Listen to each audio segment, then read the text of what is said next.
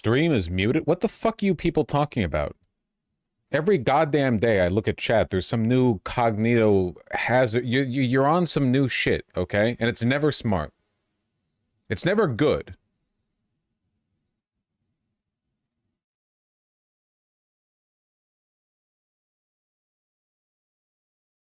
Yes, we stoop. Latte. I had a cappuccino, actually. I went out to a cafe. It's one of the reasons I'm late. Had some stuff to do. Vermin's away, so I'm on cat feeding duty. I put Pigeon in her room and closed the door when giving her her food bowl because Pigeon and Capella kind of beef a little bit when they're unsupervised, unfortunately. And later I opened up the door and Ruben sprinted out. And the food bowl was completely clean because Ruben had no doubt eaten all of Pigeon's food. So I fucking swapped their food bowls. Ruben loves eating out of Pigeon's food bowl. Does she have a litter box? Yeah, of course. Yeah. The room that I keep her in sometimes has a litter box and a water fountain and all that stuff, you know.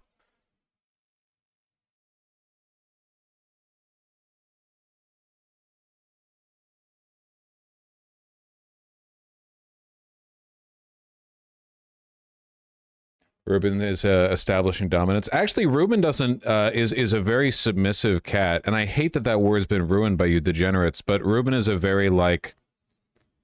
It's why Ruben gets along with every cat because he doesn't try to fucking fight with them. And the Capella and Pigeon both try to establish dominance over each other, which is why they get in trouble because they're both female cats. But Ruben, anytime a cat comes up to Ruben and licks Ruben's head, Ruben's like, okay.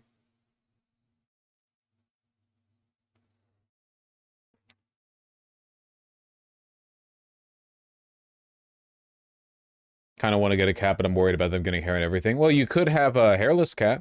I mean, they're expensive, and sometimes they have health issues, but, you know. Pigeon seems like a grump. Pigeon is great with human interaction. She's a grump with cat interaction.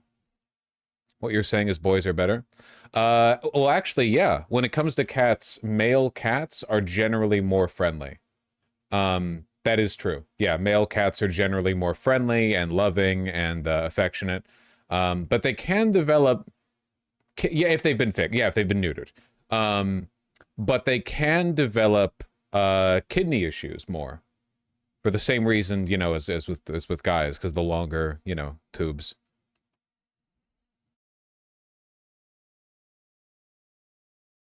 Yes, female cats can also be very loving. It's just like an average thing. Hello. Why the fuck am I so low down?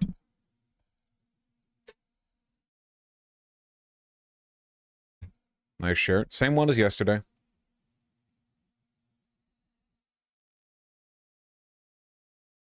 Why are you so buttoned up? Because I'm trying to break this fucking shirt in, you know? I'm trying to soften it up a little bit because the fibers are so stiff, you know? I mean, they're so stiff, you see there's a wrinkle here on the collar, which is pissing me off, but, you know, that's life. How do you feel? Pretty good, considering I got, like, no sleep.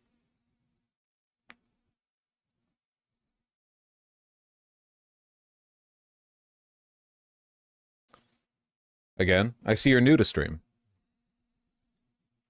There we go. That feels good. That feels like a good height.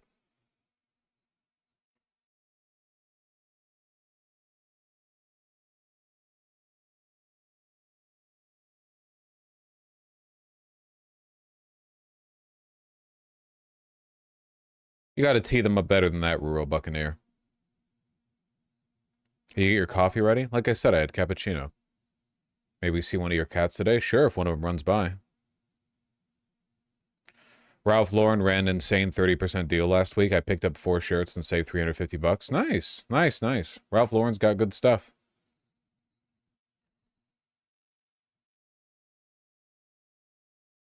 Didn't you wear that shirt yesterday? Yes.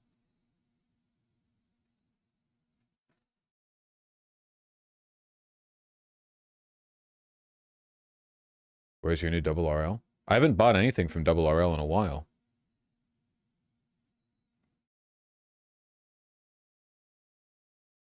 Did you wash it since yesterday? Yeah, to try to break it down a little bit, but not because it was dirty. You don't need to wash a shirt every time. God, do you have any idea how much time you're going to spend ironing if you wash a shirt every single time you wear it?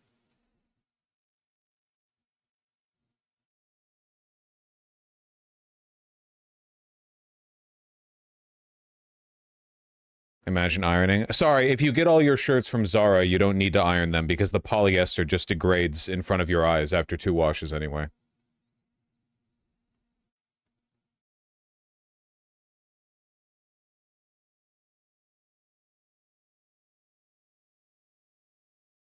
Has Ralph Lauren's cachet gone up recently? What does that mean? Their cachet? What does that mean?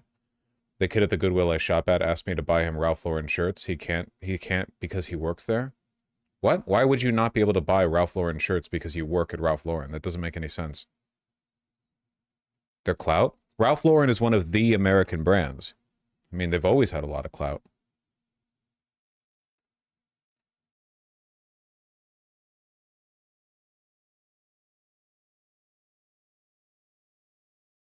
I feel like laundry is your #1 hobby. I mean, I spend probably about the same amount of time doing it as anyone else. I just know how to do it. Stopped buying clothes for a while because I hate how they feel and look. My dad gave me a bunch of his old t-shirts the other day and they feel much nicer to wear. Well, what about them do you like? Is it the fact that they're, I'm assuming, 100% cotton? I mean, what's the difference, you know?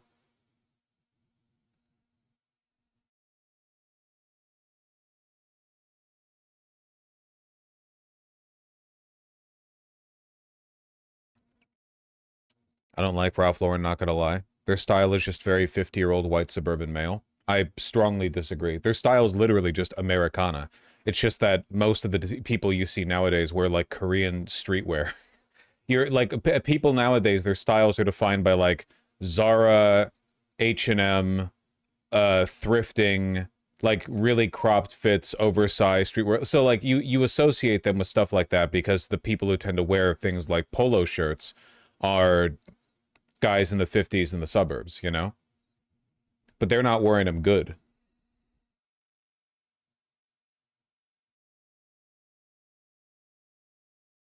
What do you think of harem pants? Outside of my wheelhouse.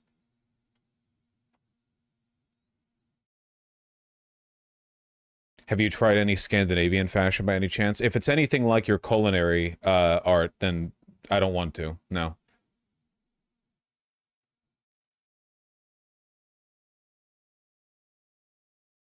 How's the weight loss going?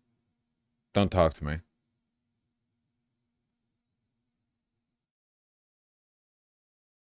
How about UK clothes? What do you mean by that? What do you mean? Do you mean like a Harrington jacket? Like for golf? What do you mean? Do you mean like athletic wear from the 50s? Do you mean they're suiting? Like what do you mean UK clothes? We live in a global economy. People are wearing the same shit everywhere.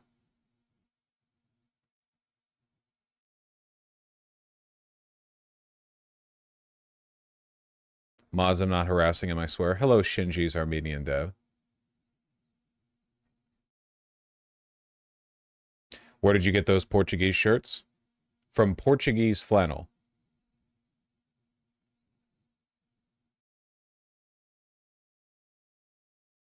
Vosh is delusional because he thinks Reform UK are Nazis. No, they're worse than Nazis, actually.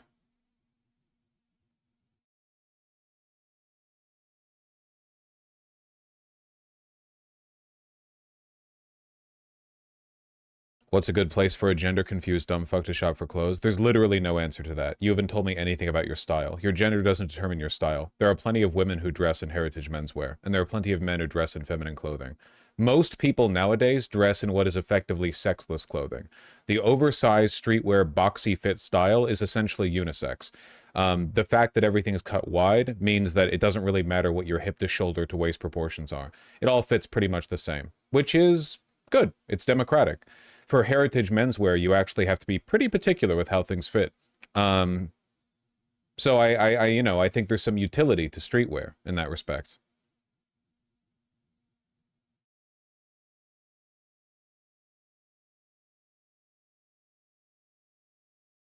What about Pendleton? Love their shirts. Pendleton has some really, really, really good vintage. It's one of the things that people really look out for in like vintage marts, you know?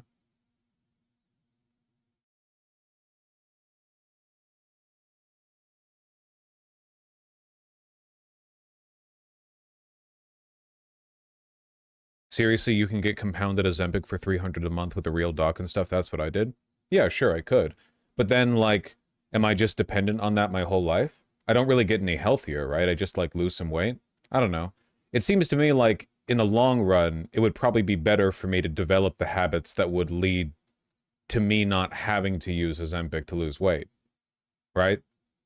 Like it seems to me like wouldn't it just be better to kind of like look, I'm not anti people using Ozempic, but I'm not obese or even really that overweight. Like for me, I just want to bring my 36 waist down to a 32 because it'll help pants drape better, you know? It's not a huge difference, so it seems to me like it'd be vanity use. I'd rather just like live a slightly healthier lifestyle.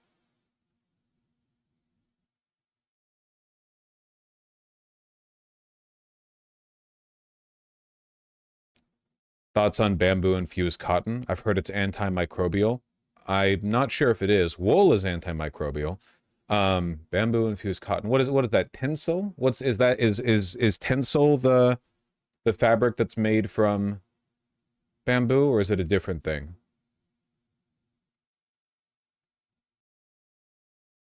Bamboo fiber fabric.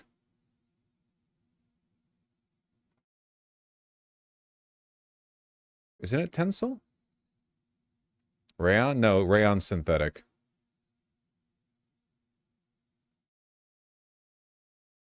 Oh, no, no, no, you're right. Modern clothing labeled as being made from bamboo is usually viscose rayon, a fiber made by dissolving the cellulose in the bamboo and then extruding it to form fibers. Well, I think rayon is great. Rayon, for my money, alongside silk, it's the best thing to make Hawaiian shirts out of.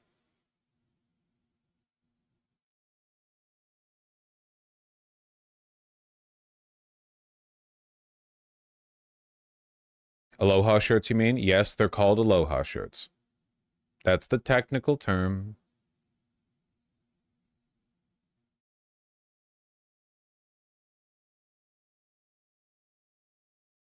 Anybody from Seattle going to the zoo want to see if it's worth eating at the restaurant? I don't know anyone from Seattle. Rayon feels really good, but I feel like it'll fall apart instantly. It's definitely a more loose. It feels a little bit more.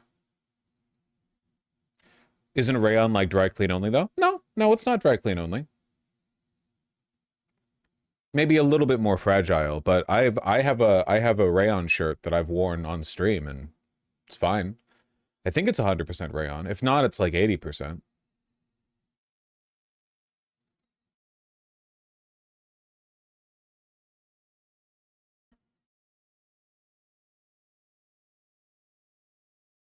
Is it like soft?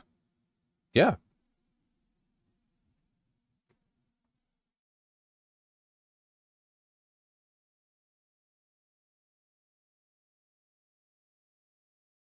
It's.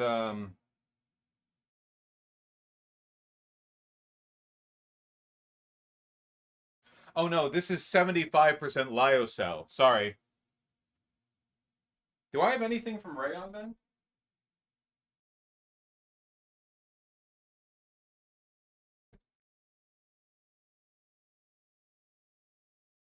I used to have something made of rayon. I don't know.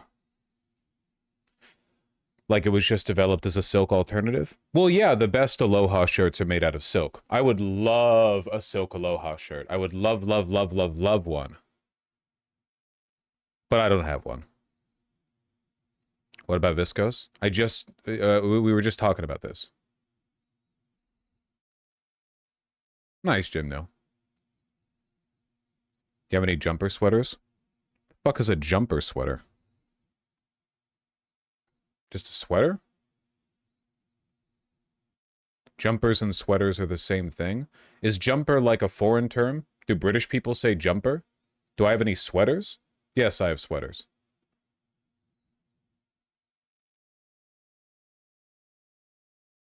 I have my Polo Ralph Lauren American flag sweater.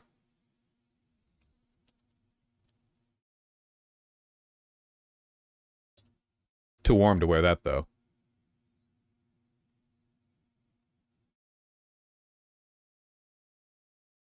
Yeah. There you go. Should have worn that on the 4th of July. It was too warm, though. It was too warm.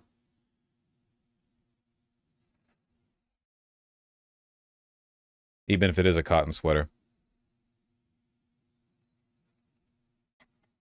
Would you ever buy any expensive designer belts? I don't know about designer, but there's a $400 Tool Ranger belt from White that I've had my eyes on for a solid year now. I haven't committed yet because it's a very specialized piece, but it's also very pretty.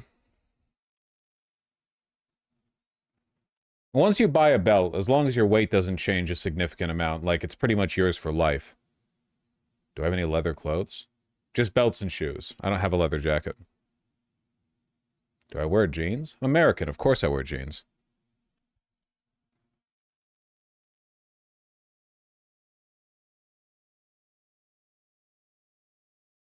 What do you think about baggy jeans? They exist. What do you mean? Depends what you mean by baggy. I like straight fit and flared fit. I personally don't like oversized jeans.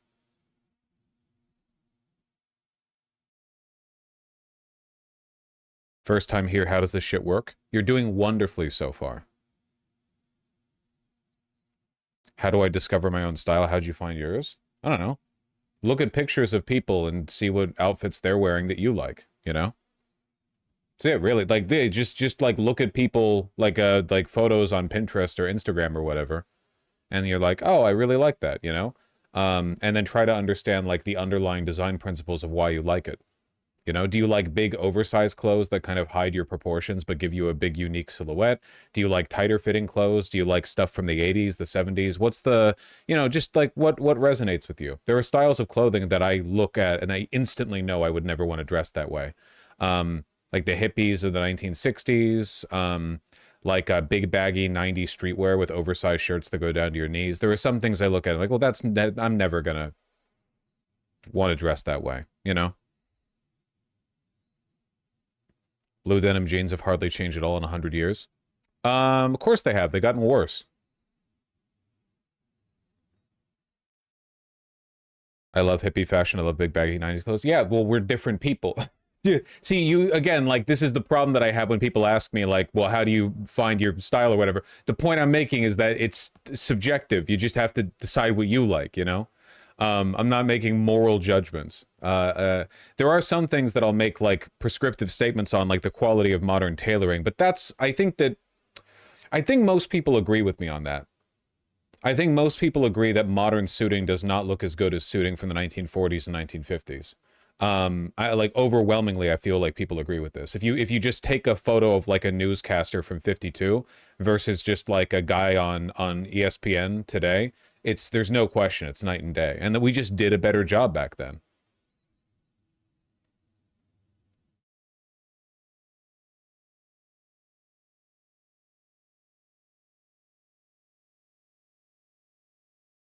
I knew Logical Pretzels, I knew by reading the message that it was you before I even looked at the username.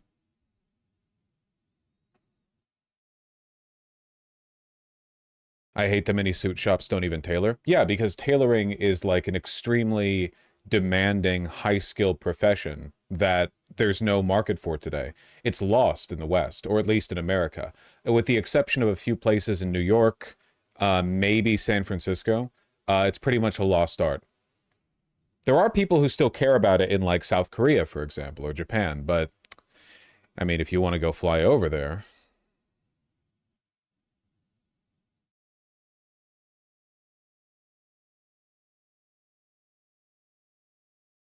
You can get stretch ones around the crotch that are super comfortable. Are you talking about skinny jeans? You shouldn't. Stretch jeans are a recipe for disaster. They look bad and they're more likely to blow out. What you need to do is find skinny jeans that actually fit your proportions.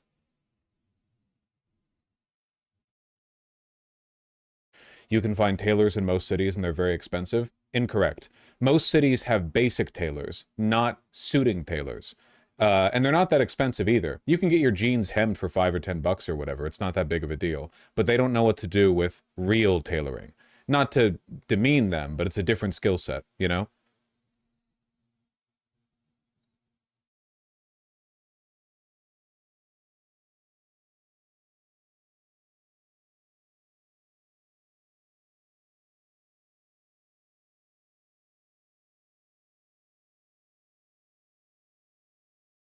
What is real tailoring? I mean tailoring like for a suit.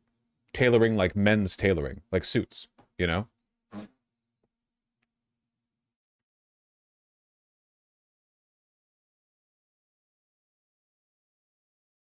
There's nothing wrong with skinny jeans. They just have to be worn in the right context. What about tailoring normal clothes? Most tailors can do whatever you want done with clothing. There is a tailor in your town that can do it, okay? Unless it has to do with men's tailoring suits. That's just a different skill entirely. Suits are made of multiple layers of fabric that are carefully shaped by artisans to create a 3D impression. When you wear a high-quality suit, there's a roll to it. It creates a silhouette around you, like a suit of armor almost, but with draped cloth. You know, the skill that it takes to make one and to tailor one to a person's proportions, it's very difficult. And to tailor one after the fact, you better know what you're doing. Used to be, all across America, we had people who knew how to do this. Nowadays, no. They were masters and they didn't have anyone to teach those skills to. Past the 80s and 90s,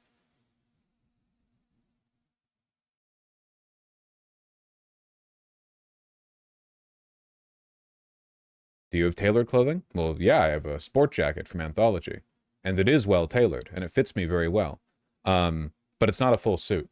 It is, I believe, either half or fully canvassed, so I wouldn't take it to a tailor for regular alterations. I would have to go to New York or out of country to get it altered properly. Not that I need to. It fits me fine.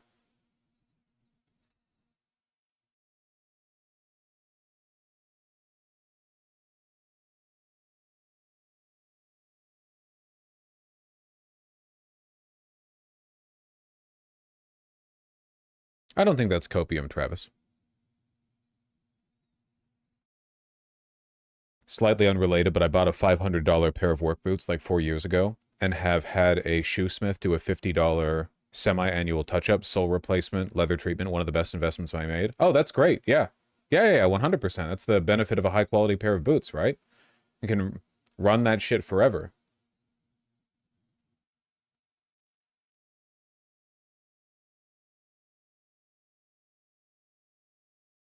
I've had custom suits from Men's Warehouse. Are those not tailored? Not usually, no. Men's Warehouse, I don't want to besmirch the quality of the stuff that you've purchased, but I think that those clothes bear only a superficial resemblance to men's tailoring. They're made to look like men's tailoring. But in the way they're constructed, I mean, at that price point, it's just not possible. There's no way to have a suit that is both high quality and inexpensive, right? Unless you go out of country. You might be able to find high quality tailors in like Vietnam, for example, who are doing their work relatively cheap. Men's Warehouse are made to measure. I would caution people against made to measure suits in the market. If there is a suiting place, a tailor or retailer, whatever, that's offering made-to-measure goods, like they're offering you your choice of fabric and color and stuff, I would not trust them by default. It's really easy to glam people who aren't familiar with men's tailoring up with, oh, you can choose this fabric and you can get this detail and you can get all the little bells and whistles in your suit. But what matters most ultimately is the quality of the construction, and there's no way for them to show you that except by showing you finished pieces, you know?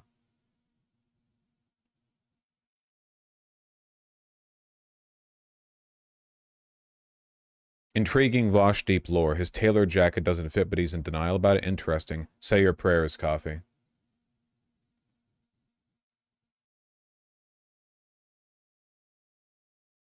Oh, wait, hold on. Vosh, do you find it easy to exist in the real world after having trained your brain to reflexively attack everybody that speaks to you? Vosh, liar, you are especially sensitive. You have fully trained your brain to reflexively attack everyone that speaks to you. Fascism is when child abused men meet up, organize, and displace their daddy. Okay, that one's agreeable. Hitler was beaten with a belt by his dad every night for the first 13 years of his life. It's also true. Intriguing Vosh deep lore. It's interesting that I would see. If I think if anything, it validates some funny stereotypes about me, that this is the one that I noticed, but not these two. Because normally I catch the people in chat who are being abrasive. 30 days. You're fun. Okay, what was I talking about?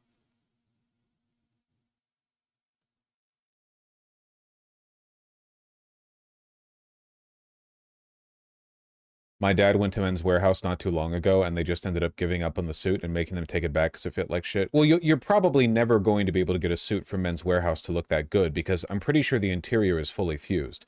It just doesn't do what you want the suit to do. It's not capable of it. There's an underlying construction issue. You know what I mean? It's a little bit better at places like Suit Supply, or what's the other one?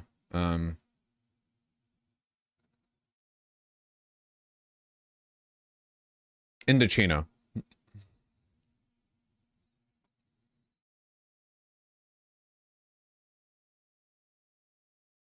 But it's a lost art.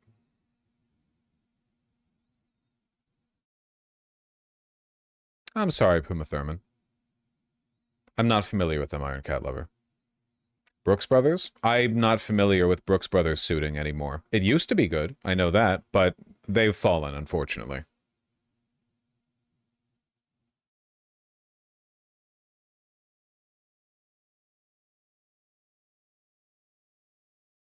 Yeah, Temple Siege Brothers. That usually when there are when there are people in America doing tailoring, they tend to be foreigners, and they tend to come from countries where they still have a local tradition of tailoring and clothing alteration. Does the suit place look good? You're really teeing me up to speak negatively about the stuff that you guys like, which isn't my intention. Oftentimes, even good suiting places won't have good websites, you know? What, Bangladesh lol? If your local tailor is Bangladeshi, you bring your shit to them, okay? I'm pretty sure my tailors are Thai or Vietnamese. It's been a while since I've been. I don't remember what their sign looked like. I didn't ask them, you know, it's just me recognizing the characters.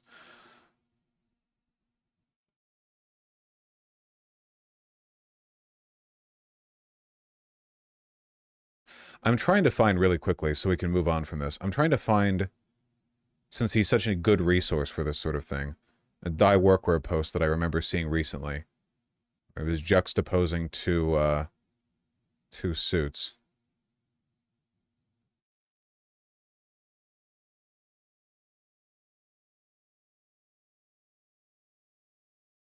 Is it possible? Is it possible to find such a thing? I don't know how to offer a crash course on that, John Paul, I'm afraid. I can't seem to find it.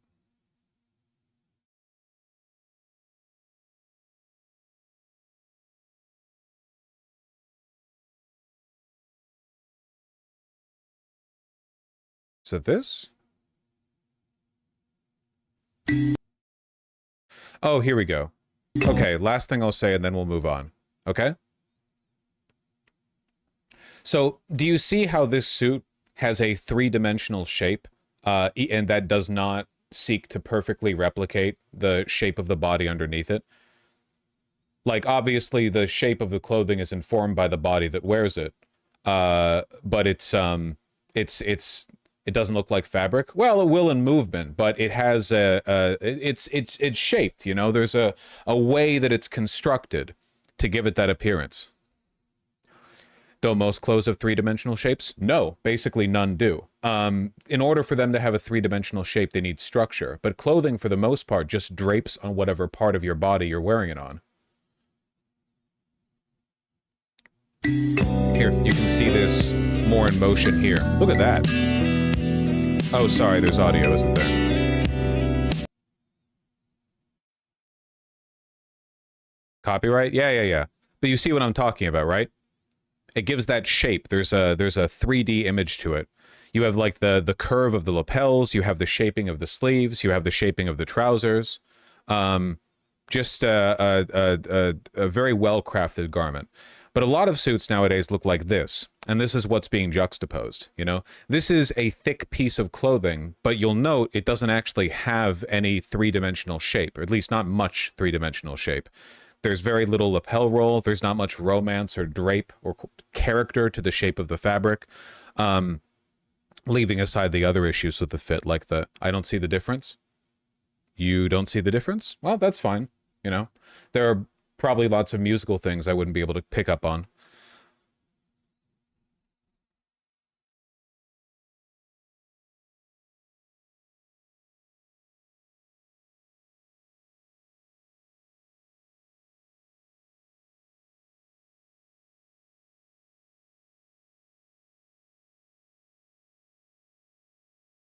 I mean, there are a number of problems with the fit, but fundamentally it's about the structure of the jacket. That's the point that I'm trying to make, I suppose.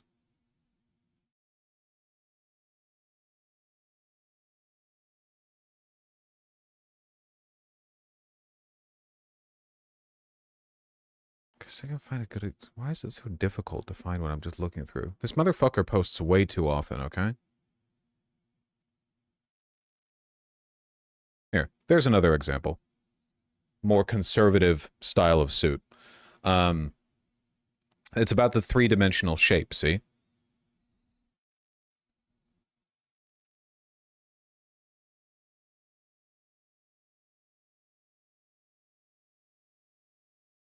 Ronald Reagan dressed very well. He was good about that. Seems loose, no? No.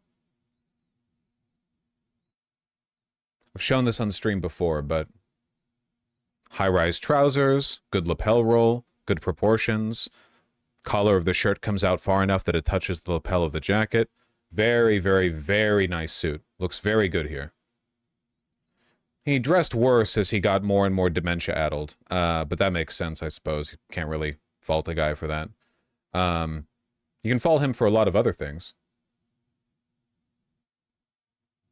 He was somewhat of a movie star? Really? Hadn't heard about that. Hadn't heard about that.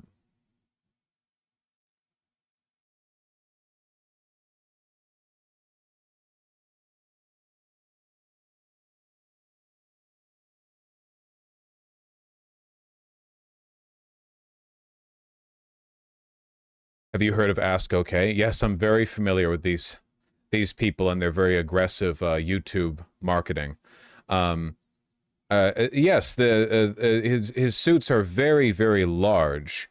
I would need to see one in person to have a strong opinion. See, to me, a concern that I have, and I don't know if this is valid, mind you, but a concern that I have, these suits look very good, like very old-fashioned, like 1950s, very dramatic, lots of swoop. But there are a few things that concern me a bit. For one, their model is very muscular. This man is in very, very good shape. His shoulders are very broad, which makes me wonder how much is what I'm seeing being affected by the proportions of the man underneath it, right? 1 second. There we go. And also, sometimes the lapel roll just doesn't quite sit right to me, like it doesn't go down far enough. The trousers are very high-waisted. It looks very good, but I don't know. I would have to... There are people who know far more than me. I would have to defer to their opinion on it, I suppose.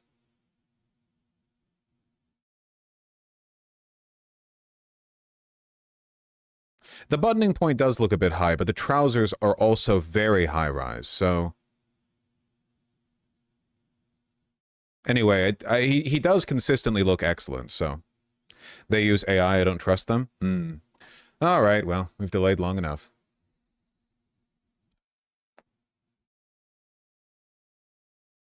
Damn, mods ain't playing. What, did somebody get banned for saying this is boring, move on? What the fuck did you think was going to happen?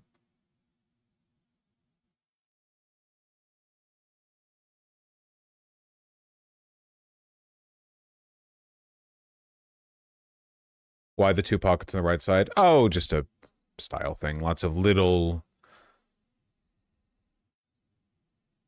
details. Tech bros love it because tech bros hate fashion, art, and life itself. Sinister Splinter.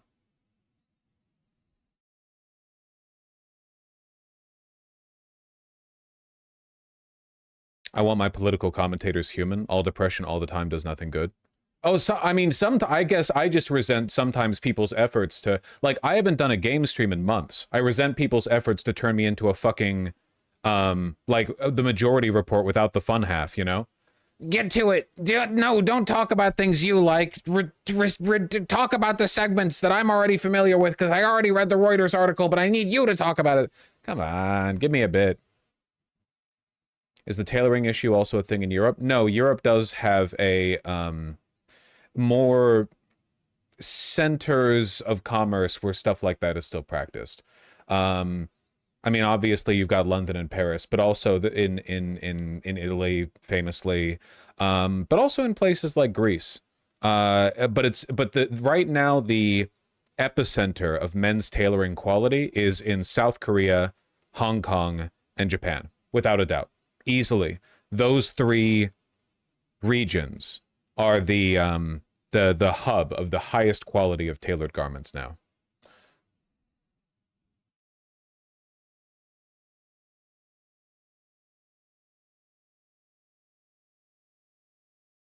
Oh, that's rough, Jazz Dog. That's rough. Chatters treating Vosh stream like doing their dailies. Seriously.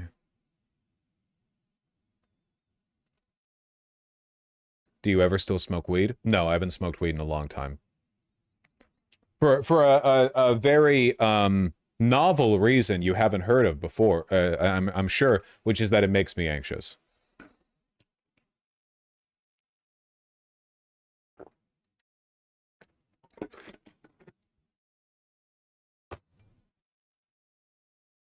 Skill issue? Maybe.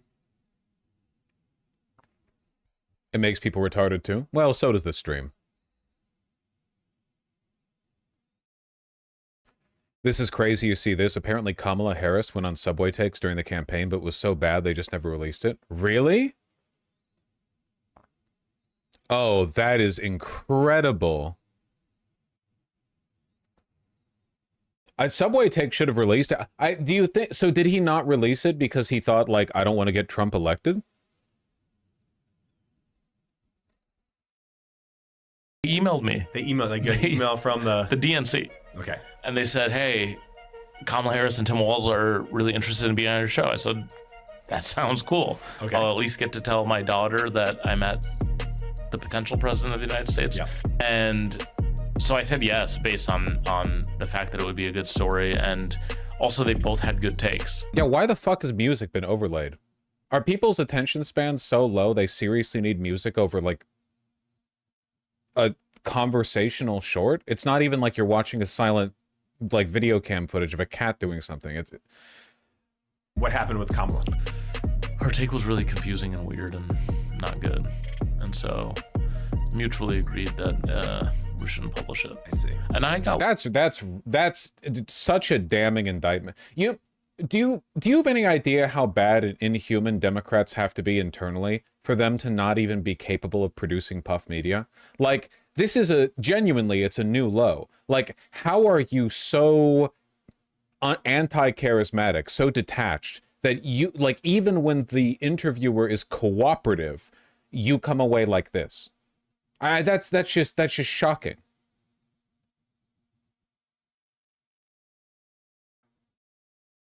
Are you really surprised at this point? Well, I understand I felt cool to type that out from your end because you're like the cynic, you're like the noir detective who's seen it all, toots. But no, I am shocked, yeah.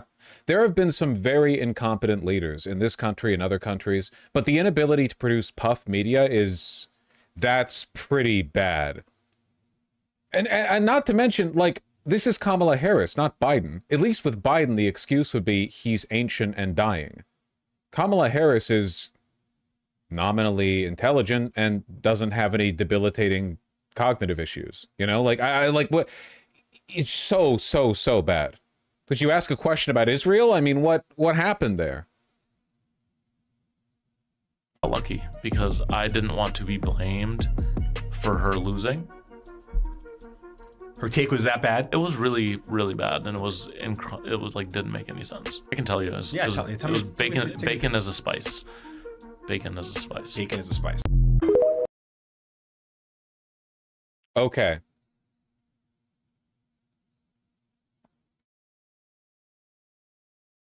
They've been trained so hard they can no longer... They're incapable of spontaneity or humanity. I feel like the Democrats are suffering from the consultant version of... what's it called when an AI... When a language learning model, or a large learning model... large language model, sorry, keeps learning off of the output of other large language model claps. I feel like we're getting consultant model claps, where initially you expect your politicians to have some engagement with the real world, and the consultants are there to kind of like bring you in. But what you eventually reach this critical point where the consultants are the only people you talk to. And the only reason the consultants are the way they are is because they're also only talking to consultants. You basically create like a bubble class of completely out of touch, socially abnormalized people who no longer have any idea what's going on, but are incredibly sure of themselves. I'm confused. What did she say that was so bad? I mean, apparently what she said was so bad that the campaign and Subway Takes agreed not to release it, which is shocking. Like, really, really bad. Do you think that was the actual take? I doubt it was anything she actually said that was the issue. I think it was she came across as so stunted and inhuman that even if she had answered all the questions more or less correctly, it wouldn't have mattered.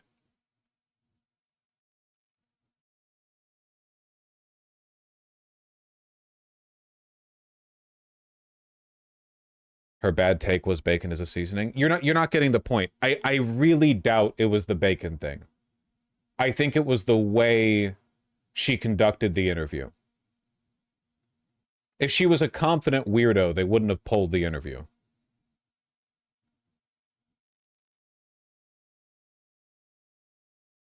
Somebody linked this as another example of Democrat excellence in campaigning.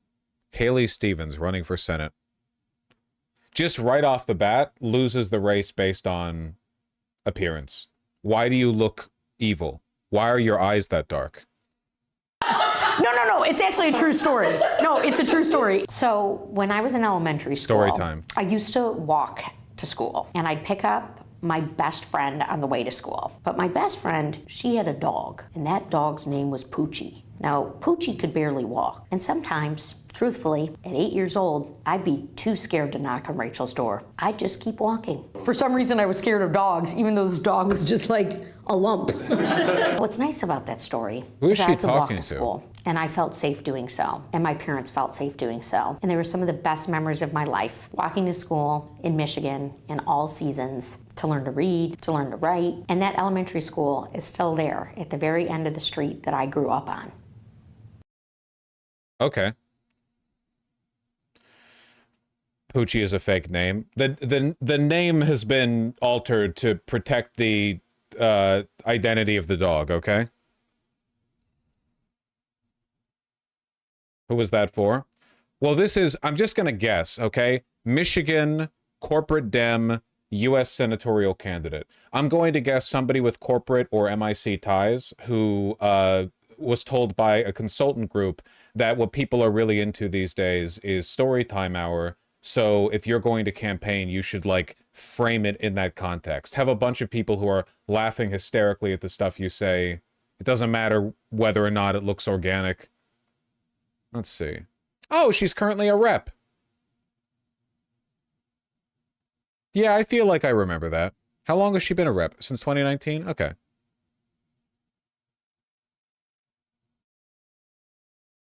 Hired by the Michigan Democrat Party as a field organizer. In 2007, she worked for Hillary Clinton's presidential campaign, transitioned to Barack Obama's presidential campaign after he won the primary. Hired her to join the Presidential Task Force on the Auto Industry, worked for the Digital Manufacturing and Design Innovation Institute in Chicago, returning to Michigan in 2017. Okay, I was wrong. Not MIC or corporate ties. It looks like she's just part of the Democratic machine. She'll be in office for 40 years.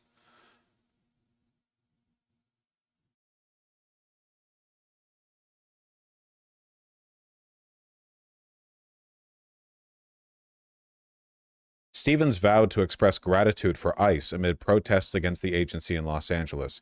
She visited Israel in 2019 and described the visit as transformative. She strongly opposes BDS movement and all attempts to delegitimize Israel's right to exist. Very good.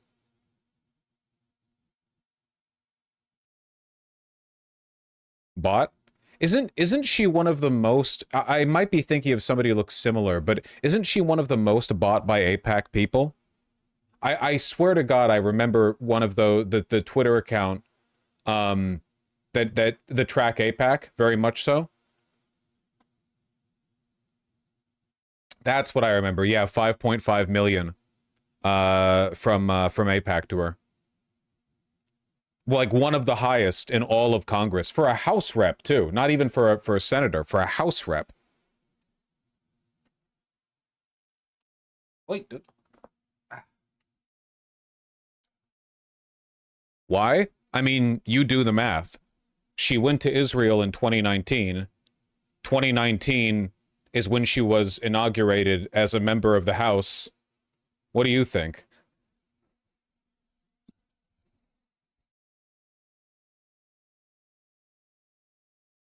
Yeah, I guess it really was transformative. She wasn't wrong.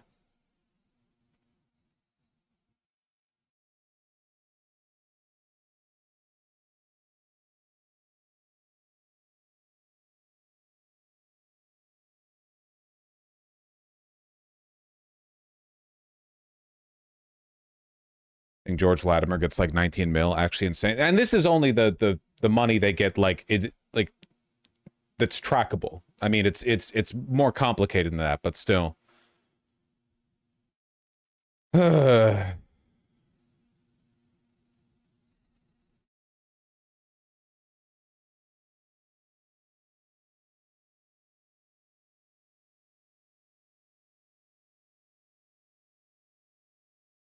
Oh, it looks like most of the money she got was in 2022. As the result of population loss, Michigan lost a seat in the House of Representatives, placing Stevens' home in a competitive district. The newly drawn 11th, represented by fellow Congressman Andy Levin, was safe Democratic. Stevens moved to the district and launched a challenge against Levin. She reportedly outspent Levin by a factor of 5. Much of her support was driven by the pro-Israel lobby, which had spent $3 million on her campaign by July. Other dynamics in the race included generational and gender dynamics in the aftermath of Roe v. Wade, Planned Parenthood versus Casey. Stevens defeated Levin 60-40. Her victory was aided by $5 million from Emily's list-affiliated donors and by AIPAC, which invested $4.3 million targeting Levin and hailed her victory as proof that being pro-Israel is both good policy and good politics. Yep.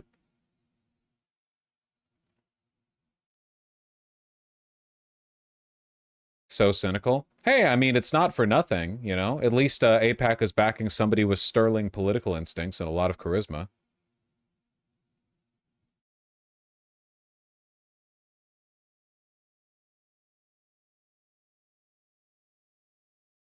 You should also talk about her opponent in the Dem primary. Abdul?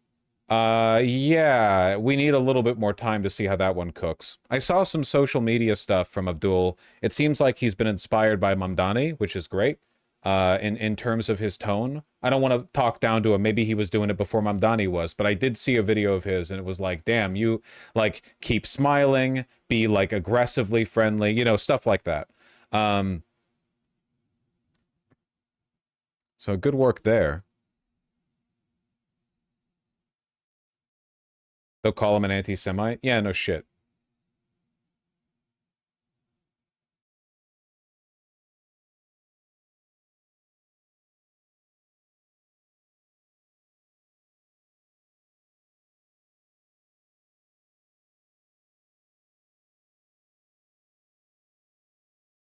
Public health professor. Yeah. This is always the biggest white pill, right? This is the best possible news. When somebody gets into politics from education, that's usually on the good side. When they go in from business consultancy, very, very bad. Lawyer is neutral. It depends, you know? The getting in from education is definitely one of the better angles.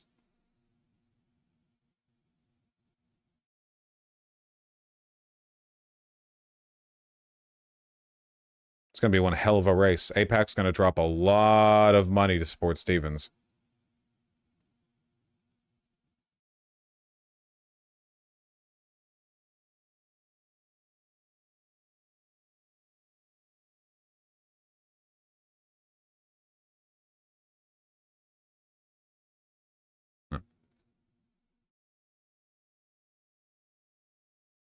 Yeah, just a fun update on the Uniparty, I suppose.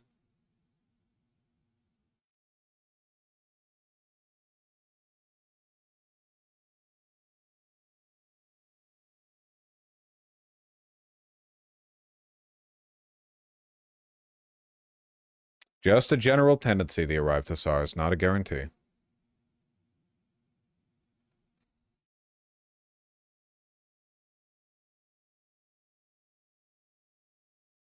Have you looked at Saikat Chakrabarti running for Pelosi seat in San Francisco? No. Look, guys, it's a while away from the 2026 primaries, okay? I'm just saying. It's we got a bit of time, okay? I'm keeping my nose to the grindstone right now.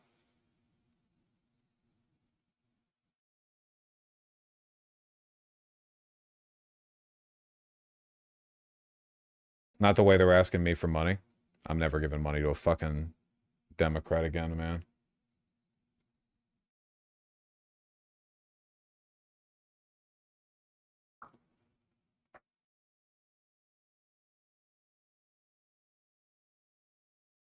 Not even Mamdani.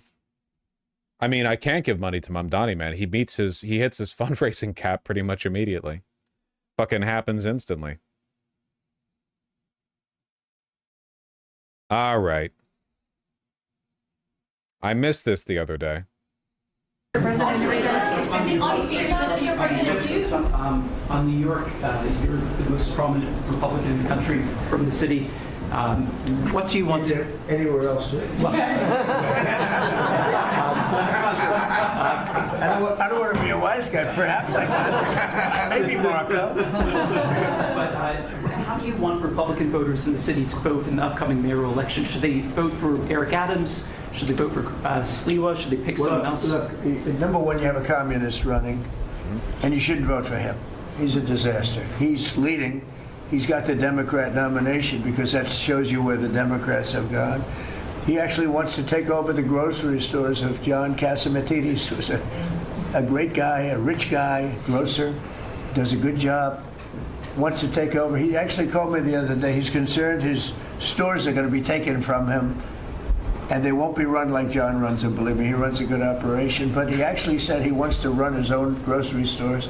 No, this is a man who's not very capable, in my opinion, other than he's got a good line of bullshit, and he's convinced them to go with him. Now, as you know, Cuomo, who does have capability, is running, but he got knocked out, and now they're running as, you have Eric Adams, the current mayor, you have Cuomo, and you have Curtis Sliwa. And Curtis runs every 4 years. He seems to be a fixture on the running scale. But you know, it's I'm not getting involved. But I can tell you this: I used to say we will not ever be a socialist country, right? Well, I'll say it again: we're not going to have. If a communist gets elected to run New York, it can never be the same. But we have tremendous power at the White House to run places when we have to. We could run D.C. I mean, we're looking at D.C. We don't want crime in D.C. We want the city to run well. Susie Wiles is working very closely with the mayor, and they're doing all right. I mean, in the sense that we would run it so good, it would be run so proper. We'd get the best person to run it. The crime would be down to a minimal, would be much less. we're thinking about doing it, to be honest with you. We want a capital that's run flawlessly, and it wouldn't be hard for us to do it. And we've had a good relationship with the mayor, and we're testing it to see if it works. But New York City will run properly. We're going to bring New York back. I love New York. I love New York for a long time. Then we had a bunch of crooked people in there. You have an attorney general who's a total stone cold crook, New York State, Letitia James, a total crook. All they do is want to go after political opponents. They do what's ever expeditious for them. She's the one that took out Cuomo because she wanted to run for governor, and then she ended up getting 1% of the vote. She polled at 1%. She dropped out, went back to attorney general. You have a lot of crooked things going on in New York. We're going to straighten out New York. Maybe we're going to have to straighten it out from Washington. But when I see a communist who has actually gotten a Democrat, pretty much gotten a Democrat nomination, they also went to that new form of voting, which is a beauty. You go in there in third place. I'm sorry I'm not pausing and interjecting my own thoughts. It's just that he's really off in this one. So he doesn't really make a coherent point you can stop and respond to. It's more like I'm just giving him he's vomiting up the words, and then I'll sort it all out. Come out and first, that's that form of voting that they have gone to. You know what I'm talking about. It's not too good. We're going to do something for New York. I can't tell you what yet, but we're going to make New York great again. Also, we're going to make it great again with. Remember yesterday when we went over the military operation? What was it? Operation Valkyrie? What was it? No, Operation Excalibur in MacArthur Park in Los Angeles, where they somehow bungled running a couple dozen soldiers up and down the park a few times. They fucked that up somehow. Can you imagine what New York City, the mega complicated capital of the world, would look like if it was being run remotely by DC? It would look like fucking Snake Plissken shit. It would fall apart instantly. Oh my god. It would look like Gaza. Rooftops are gonna be speaking Puerto Rican. That's true.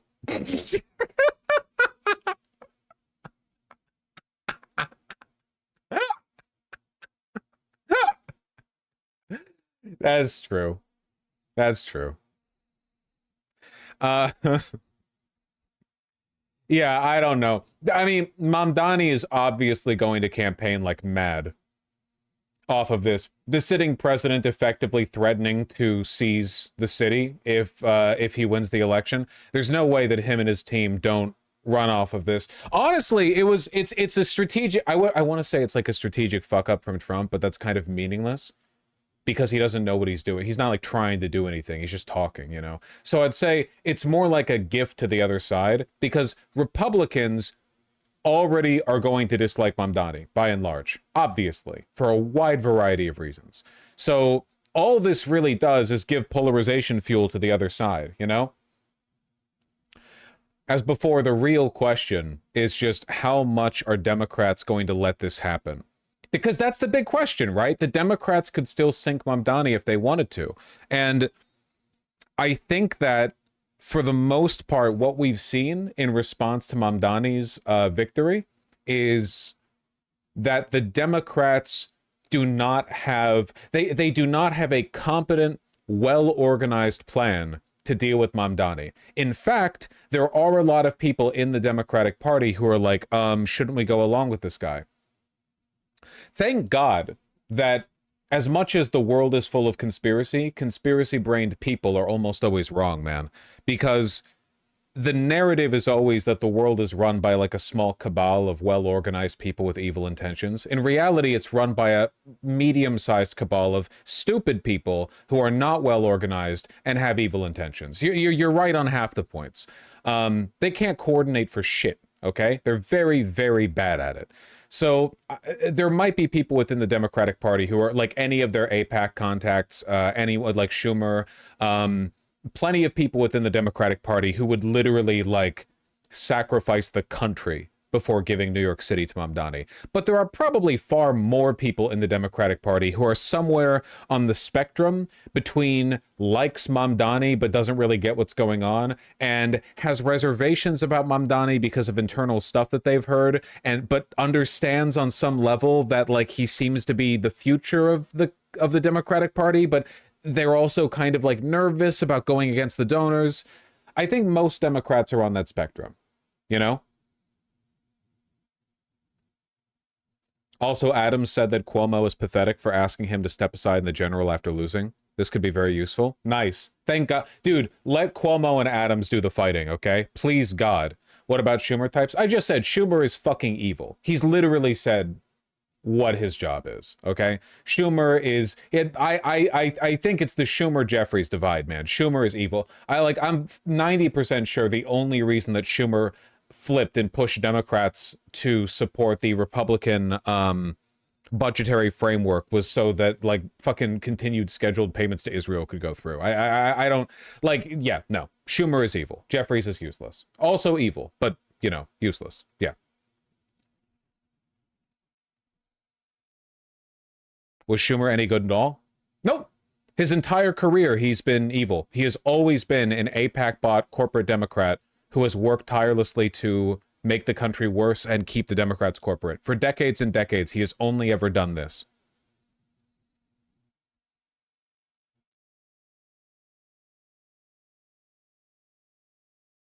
It's great. Can only ever fail upwards in politics.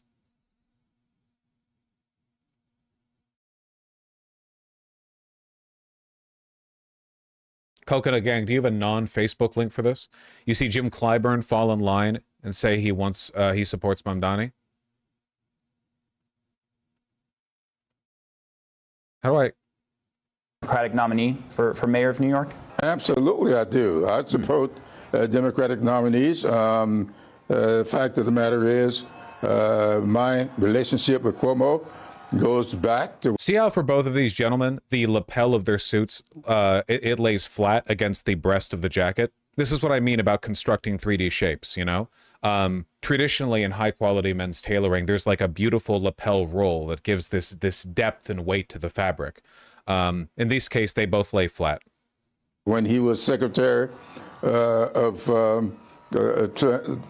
HUD, and so when I was asked to be supportive, I returned the favor. Just to be clear, you support Mamdani's position as the Democratic primary winner.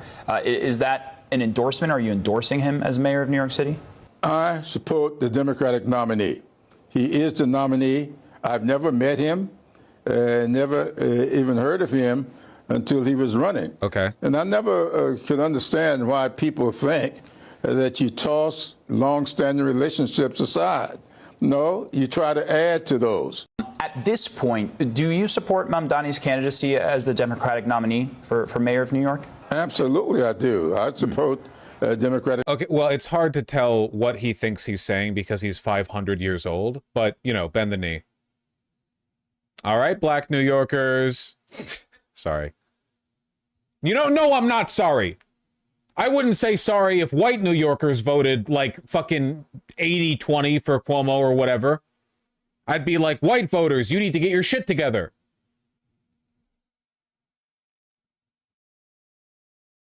Vote blue no matter who, motherfucker.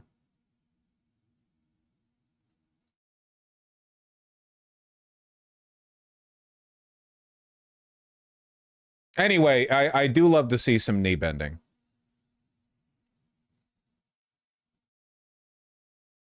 I think that you guys, man, you literally can't make jokes with black people on screen. You people are crazy. You have no idea like what the lines are. As a general rule, unless you've been invited to the cookout, lay off the jokes. You have no idea what the lines are, okay? These motherfuckers in chat posting, oh, I like his hair. Jesus Christ. You make me look bad.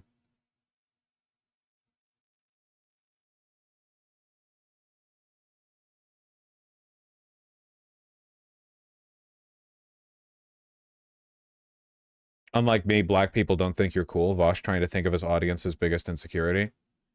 Unless you're white, you don't understand. But like, black people basically produce all American culture and are the trendsetters. Like all culture is produced by queer black men and women, which then gets co-opted by black people at large, which then gets co-opted by gay white people, which then gets co-opted by white women, which then gets used by everybody. So yeah, it's a food chain, but we know who the producers are. So for hip and happening white people, the approval of black people means everything, you know?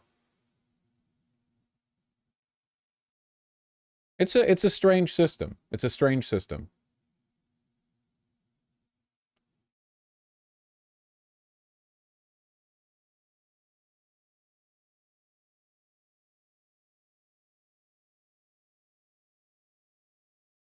Anyway, what was I saying? Oh yeah, I really do think that, like, you know, what is explained by malice is often better explained by incompetence. Like that line, you know, don't assume people are being deliberately evil when it's more likely they're just stupid. Usually that's true. Not always true though, right? We're talking about people who are very, very well paid. They're in the upper levels of government. They are like surrounded day in, day out with other people trying to influence them, other people with positions of power. You know, that assumption of incompetence doesn't work as well when you're talking about the people who run the country. That being said, I do think that within the Democratic Party, there is a tendency towards non-malicious incompetence, just as a consequence of liberals having no fucking idea what to do. Also, that feedback loop with consultants, you know? I really do think there are a lot of Democratic politicians who just don't interact with regular people at all. Like, at all. Day in, day out for decades of their lives. They interact with lobbyists and consultants and other politicians and staffers whose job it is to serve them and get along with them and agree with them, you know. And over time, they just have no idea what's going on. Like, there are probably a lot of Democrats who genuinely think that Mamdani is like a flash in the pan internet trend who's hip with young people because he promises impossible things. Cuomo lost because he was a uniquely bad candidate, which might be true. In reality, what we need to get the ship steering right again is like a bipartisan consensus with the sane members of the Republican Party.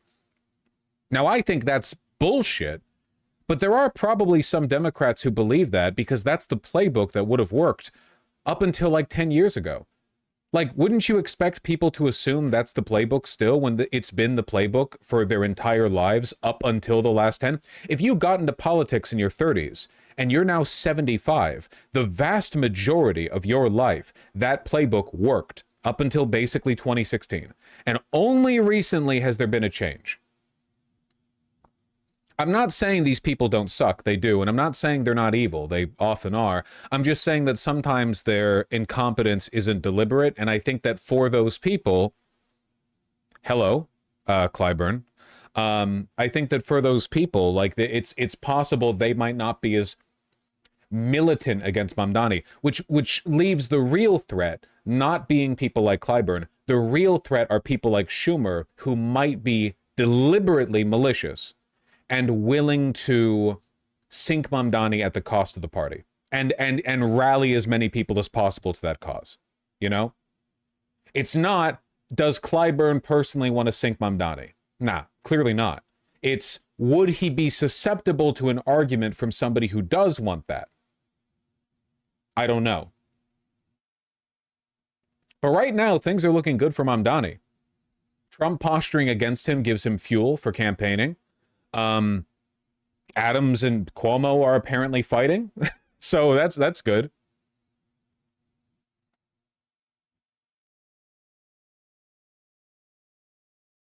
This sticking to the old playbook is why I think AOC is still with Biden. It doesn't work with AOC because she got into politics after the playbook was thrown out. Like, she was in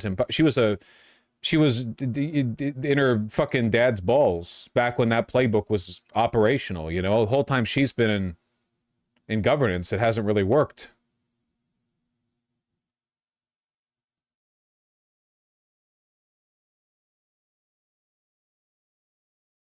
What about Bernie? Bernie's never played by the playbook, right?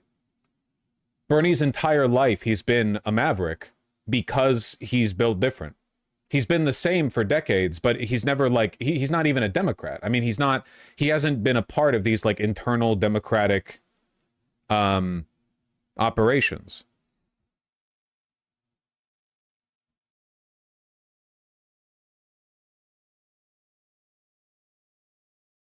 Should Mamdani take the bait and hit back at Trump? He shouldn't hit back at Trump. That's dumb. There's no point to that.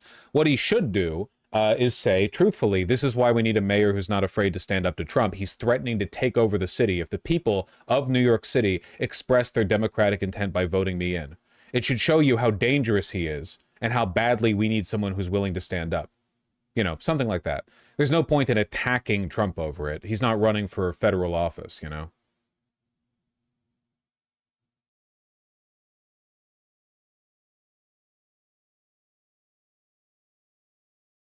Jeffrey's team are calling the progressives that might primary him in 2026 team gentrification. Yep. It's always the same Hillary Clinton id poll bullshit. But we'll talk about that in a second, okay?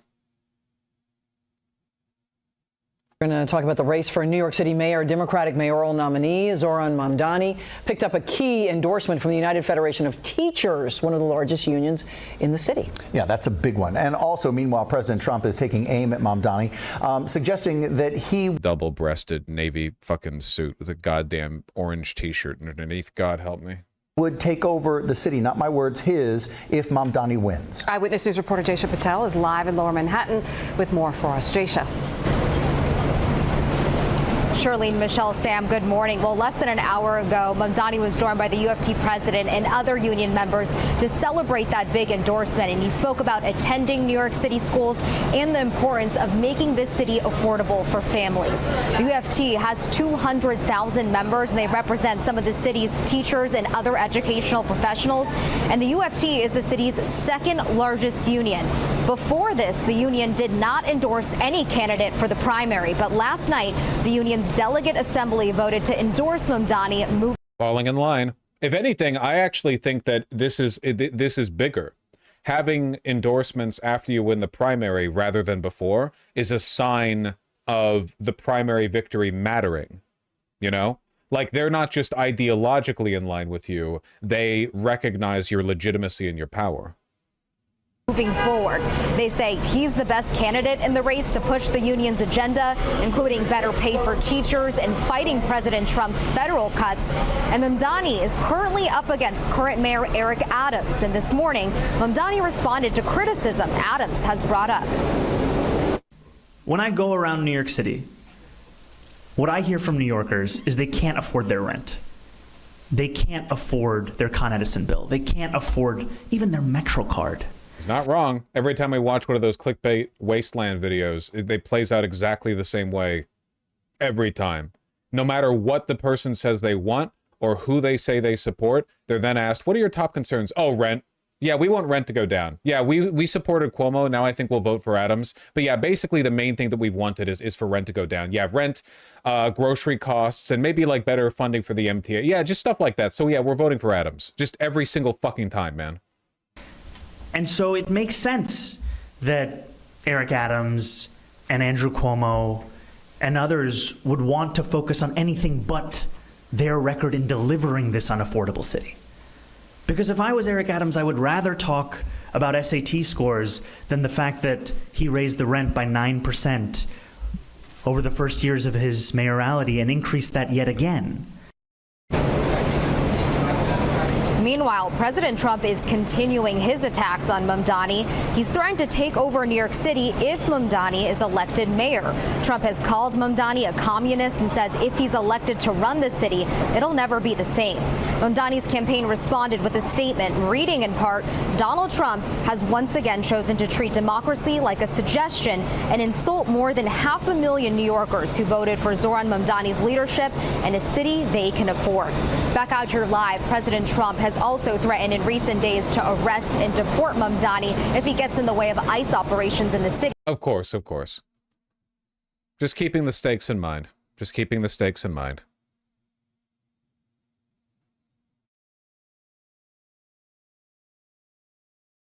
Arresting and deporting Mamdani would be like a real red line breaking point, though. Or I guess I would have to hope that it would be. Citizens have been deported, you know, and so have legal immigrants. But the arrest and deportation of a mega popular political candidate on the eve of winning, or possibly right after winning, mayorship of the city's, the country's largest city, that would be, yeah, that's pretty much like an end of democracy line right there.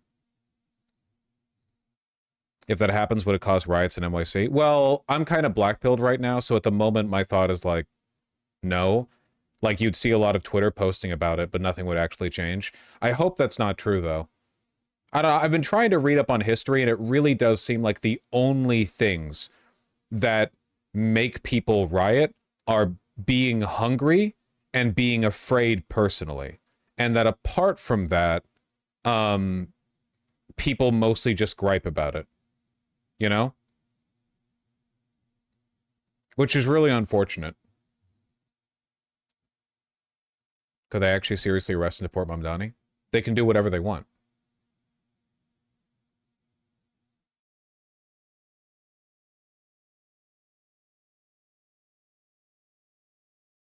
What if he just gets insanely outspent? I don't think that's going to make the difference.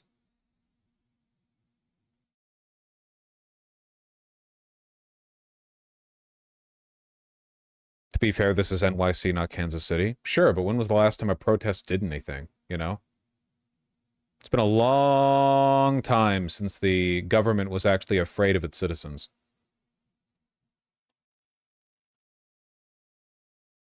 Nearly a century, honestly.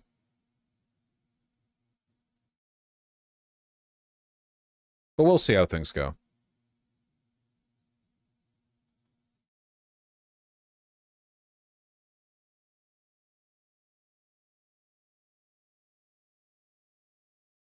Hold on. I got to toss this over to the editor. One moment.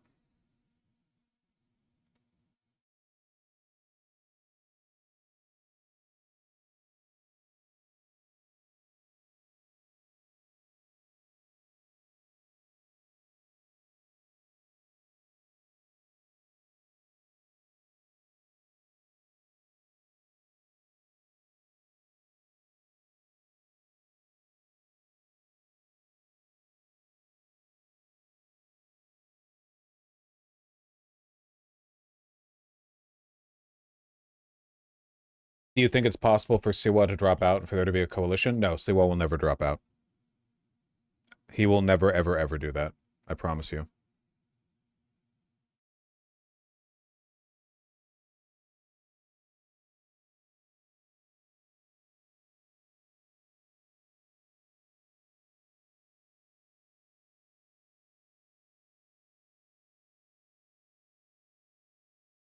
My concern would be Cuomo running independent. I mean, he is. At least he seems to be. He hasn't been campaigning, but it's on the table.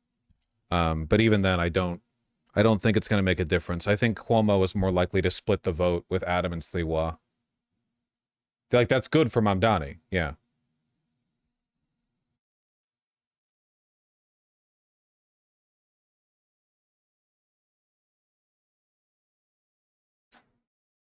So about the floods. Including 2 children were killed after flash floods hit a town in New Mexico. Oh no. Getting a lot of this, huh? No. Oh my gosh. Oh my god. Oh my god. According to officials, monsoon rains triggered flash flooding on Tuesday at a village in the southern part of the state. Yeah, the Rio Ruidoso River rose to an unprecedented 6 meters or 20 feet, shattering its previous record by over 1.5 meters. At least 85 Swift River rescues in the area were carried out by rescue crews, including people trapped in their cars and their homes. Ruidoso's mayor spoke about the flash flooding. It didn't look like it was going to be this massive, but it was. It hit hard. It hit fast. Yes, sir. We did breach all of our bridges. We did lose some more homes. We have some folks that are missing. We're looking for them right now. Let's bring in CNN meteorologist Derek Van Dam joining us live now from the CNN Weather Center in Atlanta. See? I mean, no lapel roll. Some of these images. Also, just not a big fan of peak lapel. Is this a peak or notch lapel? I can't tell because the gorge is so high. You know, that home being swept away, being carried down the river, I mean, that is unbelievable. And then you have stories about RVs being swept away as well. 3 people killed, 2 of them children. It's oh, you're always right. It is heartbreaking, not especially when you think Pete. about what happened out of Texas. Really heartbreaking to see this happening somewhere else in another state as well. Derek, just walk us through what we know so far. That town's rep, West Verdell, is a chemtrails conspiracy theorist who instantly tried to push through an anti-geoengineering bill as his first bill. Yeah, I know that guy. This civilization, man. You think the Roman Empire falling apart was this stupid? It couldn't have been. I think that if you were this stupid in Roman days, you would have just died instantly. Because life was more dangerous back then. Nowadays, if you make a stupid decision, there's like doctors and shit, and your stupidity is like, you know, the fucking chemtrails. But back then, I feel like if you were a Roman senator and you were like, crop rotation is fucking gay, I'm gonna eat this rock, then you would have just broken your teeth and died. You know? I feel like, I don't know.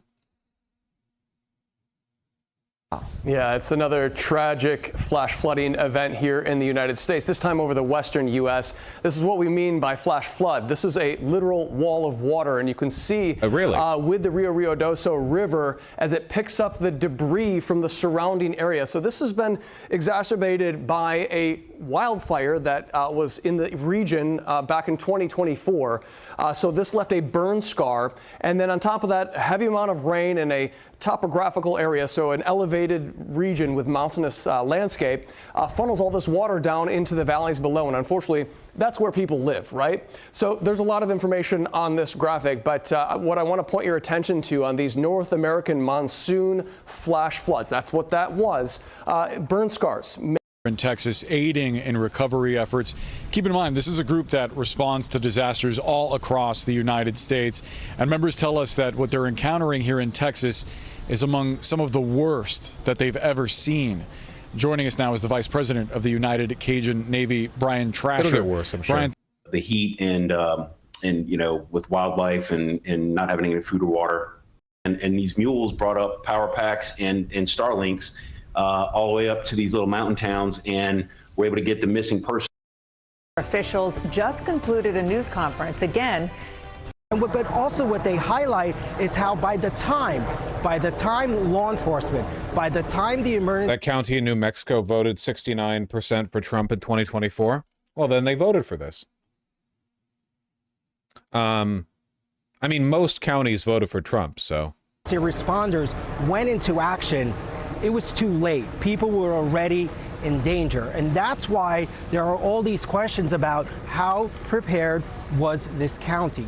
How prepared was the city? And what steps did they take to alert people of what was potentially going to happen here, what could happen here, what resources and assets were in place in case it got very bad? And what were they doing in the hours leading up to this? What information were they given? What were they asking? Were they talking to meteorologists? We don't know any of that.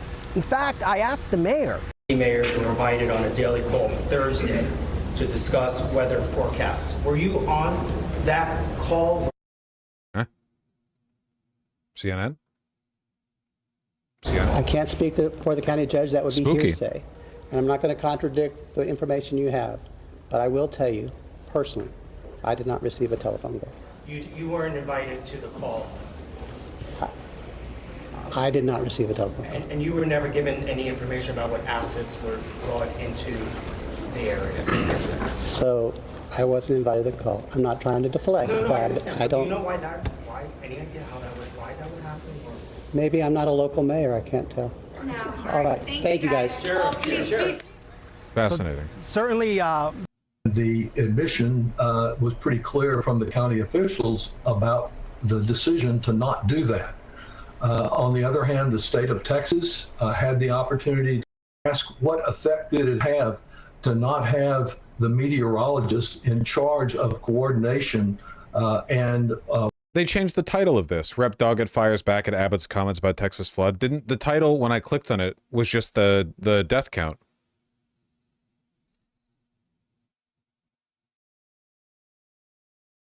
Okay, 1 second. Trump admin said many Jewish groups support a controversial nominee. Some haven't heard of him. What the fuck are you clickbaiting, CNN? New reporting about the Trump administration's choice to lead the Office of Special Counsel, the government's top watchdog. Paul Ingracia is a lawyer with 6 months of government experience. As the history of Is he Jewish? Did the Trump administration just said that Jews like him because he's Jewish? Yeah, probably. That's the story. I don't know why I clicked on this.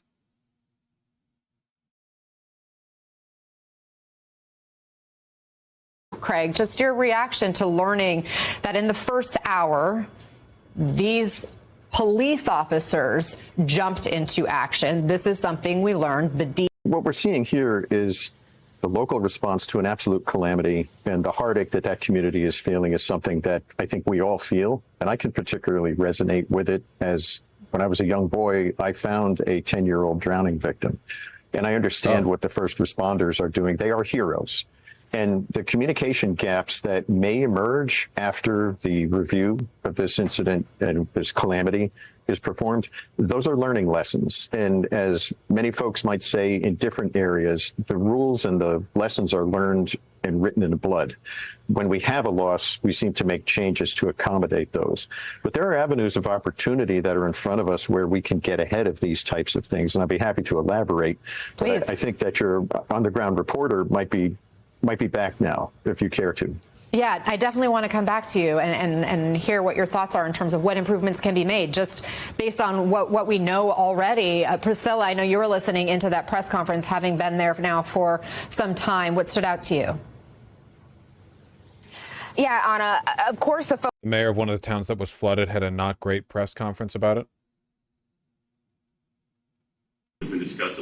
The concept of flood warnings have been discussed at least 24 times by the county. What's the biggest reason that these systems have not gone into place at this point? You know, Morgan, you and I grew up here. And I wasn't in office during those discussions. And frankly, I'm more focused on the future than the past, as you know.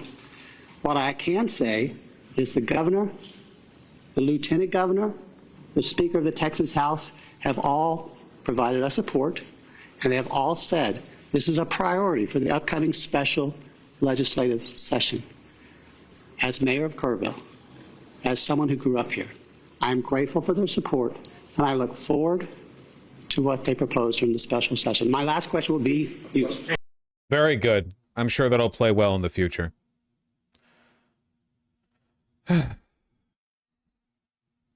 Kerrville mayor. Who's this fella?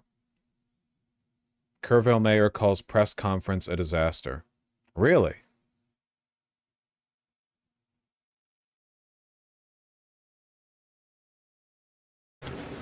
I'm married to a retired first grade teacher. And I learned a little bit about classroom management from her. If you yell questions at us, we're probably going to pick someone else to answer, okay? So if you feel the need to yell your questions, I will feel the need to not answer your question. In first grade, they raised their hands. That might be a good start. Yesterday was a disaster, and I was embarrassed. Our town was embarrassed. Your viewers were embarrassed. And I don't want that to happen again. This is what I mean about politicians not being afraid of people at all. If there was a flood that killed like 120 people, and then the mayor did a press conference and the reporters asked him questions loudly, and he was like, "I'm not going to respond to you if you're mean to me like that," he would have been chased out of town. Being chased out of town would probably be like the best case scenario there. That's really fucking funny. He would just go missing. Yeah, probably.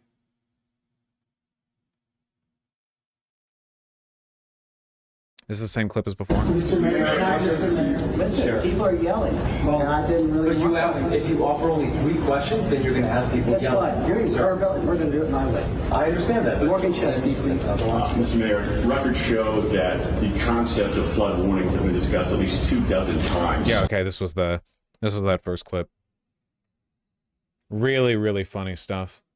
Well, no surprise the flood warning measures were never put into place. God, I can't imagine those cost that much. I mean, you're just pulling weather data. I don't know. Charlie Kirk blaming death toll on DEI. Yeah.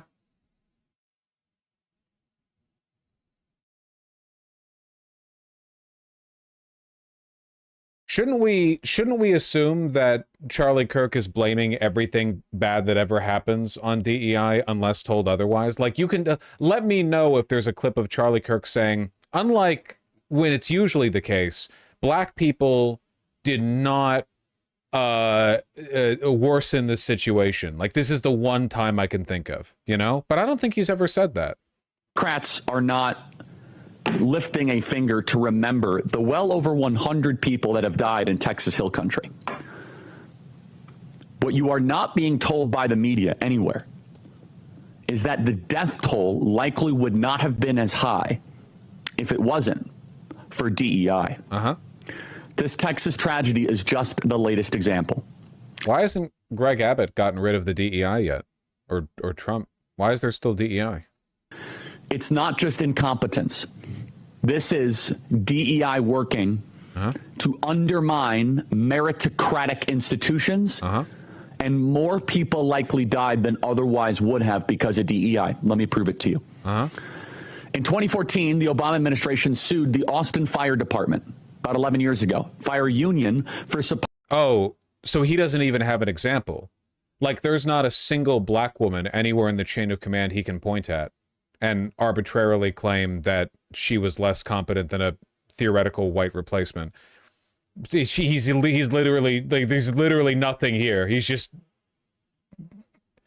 firefighters in Austin. Supposed racial discrimination resulting in a settlement. So the Obama administration was so worried that the fire department in Austin, Texas was racist, because, you know, when you're putting out fires, you got to make sure that you have a diverse fighting force.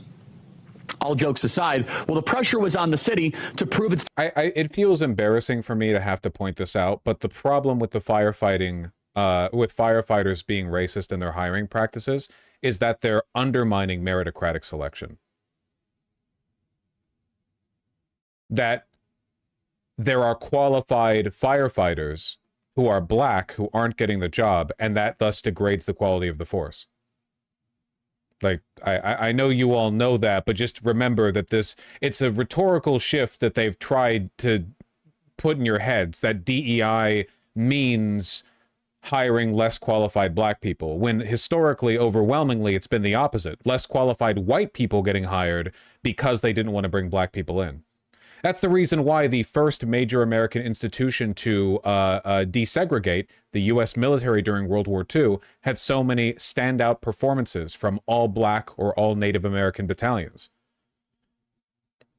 It's because it turns out if you're only hiring so and so many black folks and they're gunning to go and, you know, fight the Krauts, the ones that, you know, rise to the top are actually going to be really fucking good. Diversity credentials. So a few years later, they picked Joel Baker as their first black fire chief. He announced right away that promoting diversity is one of his top priorities. They brought him in from Atlanta, and his priority was not putting out fires or being prepared for floods. No, his priority was to make sure that the fire department was blacker. Thank you for talking about fires, the opposite of floods. I don't know where to go from this. Where do I don't know where to go with this one. Military was desegregated after World War II? Sorry, not desegregated, but they had black units. Sorry, they incorporated them institutionally. My apologies. You're right. Yes, they didn't desegregate until after Pentagon, fire, too many bathrooms, et cetera, et cetera. Yeah, sorry. It gets so boring after a while, this whole bit from MAGA. Well, that's what happens when you don't have any, like, analysis of why the world is the way it is and no interest in making it better. If the only line you have is blacks and transgenders and Jews are the reason the world is bad, and if we got rid of them, it would be good, you kind of have to... When that's all you have, everything looks like a nail, right? Like, there's no... Like, it's boring because they're not interesting. They never learn anything new. There's never a new twist to the argument. It's the same thing every time, all the time, no matter the situation. Like this. The floods? Yeah, that's like... That's like the blacks, basically. Like 11 years ago, there was a black. He was like a firefighter, I guess. Very good, Charlie. Thank you. You know, I've said that fascism tends to attract stupid and weak people, which is true, but I think there's also something to be said about the fact that fascism, if you're already an adherent or like a propagator of it, makes you stupider and weaker. You know? Your brain's a muscle. You have to train it. If this is the shit, if this is what works for you, if this is the way you engage with politics, no fucking wonder your brain turns to slurry. Happens to every fascist regime. However crazy they start, they always end crazier. There are no fascist regimes where the leader starts out kooky and at the end he's like, you know, been moderated by the experiences of his office, you know? There are authoritarians that have done that, but not fascists.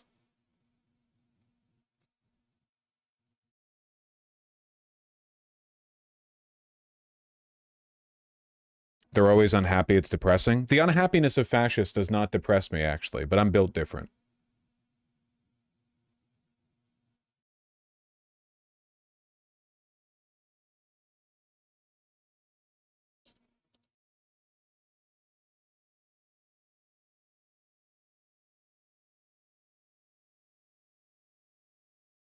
Nice eyes, bro. Mine? My blue eyes? Yeah, that's from my Aryan heritage. From my Volk. The group I belong to, that which the Nazis loved most. Polish people. I just remember that whenever, because sometimes people make the white boy jokes. And it's just funny that real Nazis do not have like a pan-European, like all whiteness is equal whiteness attitude, you know? The idea of like a blanket white supremacy that privileges all pale people is an American invention. The fucking Nazis weren't on that shit. Are you kidding me? The first thing they did was kill blonde people in Poland. Like they're literally, you march into Poland, a ton of the people there are blonde hair, blue eyes. Fucking stupid.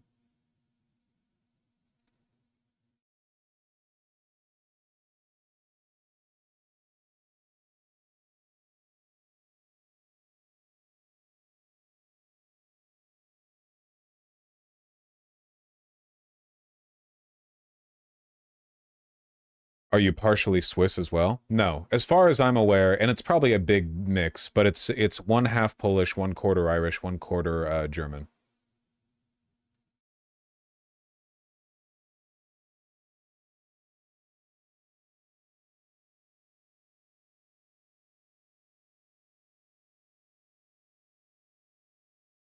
Your stream yesterday showing the idiocy of NYC moderates single-handedly make me a Leninist. It is very difficult to believe in democracy these days, which is the point of fascism, right? Like the fascist will try to make you disbelieve in democracy so that you believe the only thing that can solve your problems is an authoritarian. Not that style of authoritarianism, certainly. The problem is that historically there are just very, very, very few examples of modern benevolent dictators. There are plenty of kings and emperors who have done a good job in the context of that political system. But post the propagation of statehood and, you know, the Industrial Revolution, how many examples are there? Tito. Yeah, Tito's the one that I think of too. Tito's the closest that I can think of like, and he did plenty of bad, but like overall, probably a benevolent dictator in the context of dictatorships, you know? But that's all I can think of. I'm sure there are some other smaller ones, people who had less influence, but Burkina Faso leader is kind of dictatorial. He's completely dictatorial. But I don't know how much good he's done. Like, just because you see Twitter posts. Like, okay, don't go gassing that guy up just because you see like every once in a while a tweet goes viral from like a pan-Arab account saying that he's like renounced the West or whatever. Okay, I don't know enough about his leadership to actually evaluate Thomas Sankara. Yeah, probably, right? Sankara was definitely authoritarian and was justified in doing so.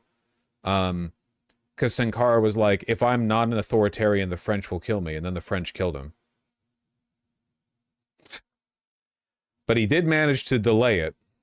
And as a consequence of Thomas Sankara's hard work and sacrifice, Burkina Faso is known today as the jewel of West Africa, I'm told.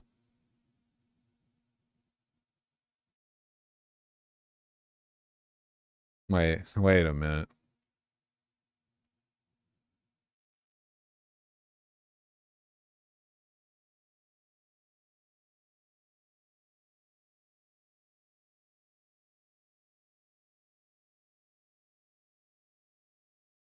Maybe Gaddafi? Fuck no, Gaddafi was evil. Gaddafi was crazy, like actually crazy. I kind of wish that Gaddafi had, I kind of wish that Gaddafi had, like, been around during a different time, because he would have been an amazing Twitter poster. I feel like he... Do you feel like he would have posted, like, McAfee? I feel like that would have been the vibe.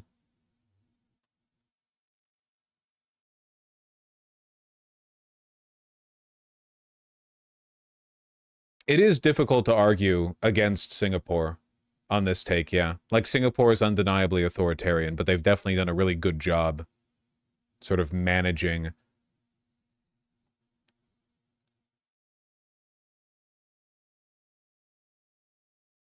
Singapore is the closest thing we have to, like, a Medici-run state. Like, it's the closest thing we have to a trade hub Italian peninsula city-state in the 17th century, I think. In this day and age.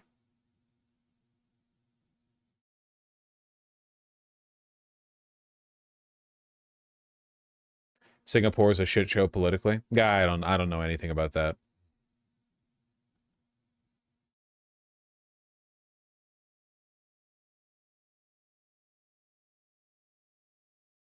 Hong Kong? Well, Hong Kong was. Not anymore.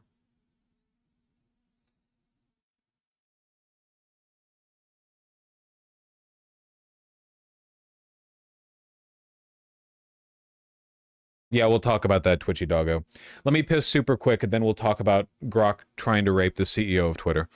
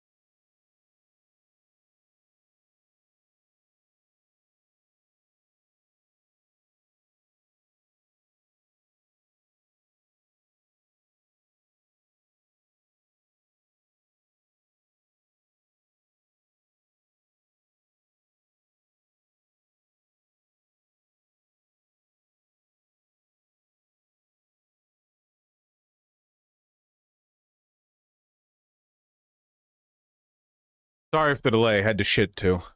All right.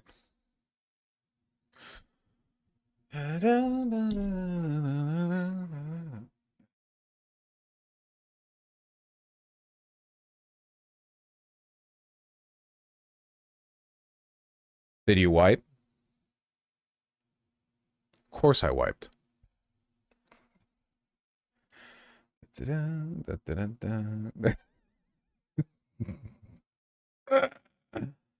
Okay.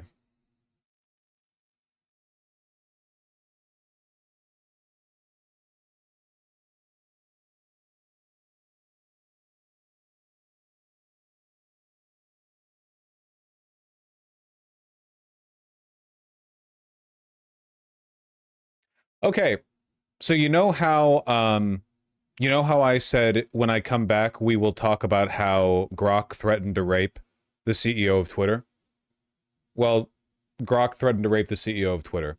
When Grok was having its Mecha Hitler meltdown, it was a trend rapidly emerged of people saying like, Grok, explain how you would fuck this person. You know, it's not really a joke. It's just Elon's direct tampering with Grok in an effort to make it more right-wing also made it, well, in addition to making it a Nazi, also made it more like cool with rape. So I guess if nothing else, it's credit to Elon for accurately replicating Linda Yaccarino's resigned. Really? Is that true? Do you think I might be getting to that?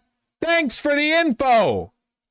So anyway, I mean, you can read what's on screen, so you can see it just fine.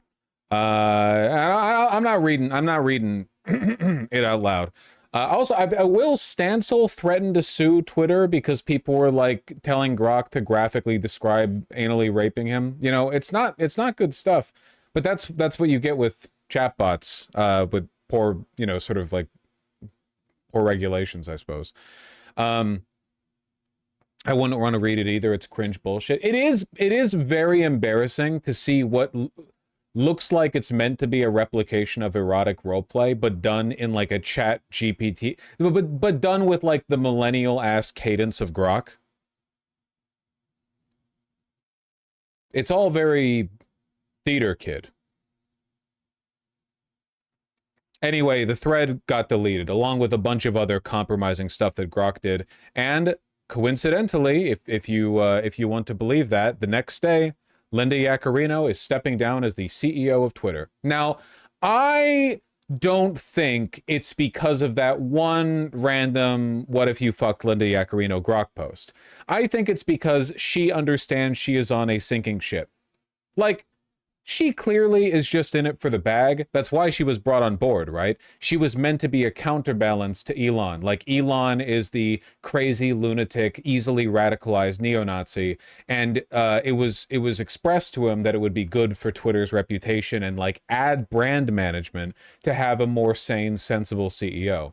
And I think she's realizing at this point, like, if she's been in this job for 2 years, and we're still at the level of Elon engagement where Grok is calling itself Mecha Hitler, I think she's taking the money and running. Oh, this is 2 years to the day on her contract? Huh. So maybe there are some benefits she accrued?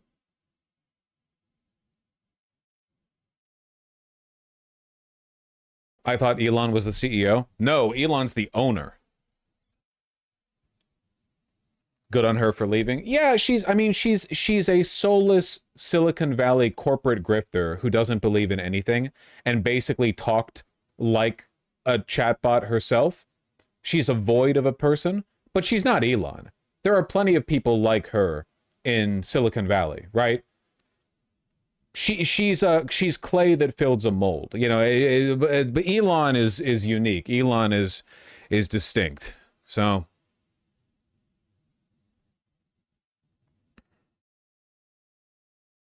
the Mecha Hitler post. Oh, we spent a while looking at the Mecha Hitler post. Don't worry, we got our fill of Mecha Hitler posting. She'll probably get some other job pretty quick. You know, I don't know.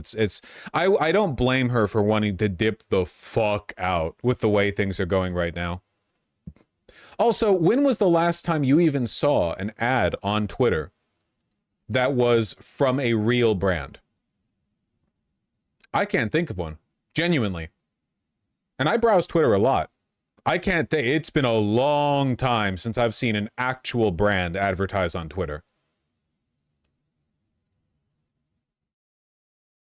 I see Amazon all the time. Okay, you're right. I see some Amazon. I see Temu. I have seen OnlyFans. Sometimes.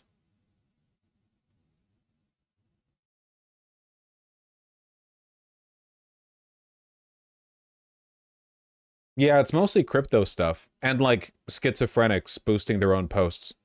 Oh, have you guys gotten that one post and where the guy, the guy is like shouting? It's like this big blue check Twitter post about how like the whole world is lying and he never touched his daughter and everyone's in on the lie, from CPS to the judge to the public. But if you just look into the if you look into the info, you'll find out he's the only one telling the truth. Okay, so, some people recognize what I'm talking about. He's done at least two, because I've seen two different versions of it. But it's literally like, I feel bad for his molested daughter.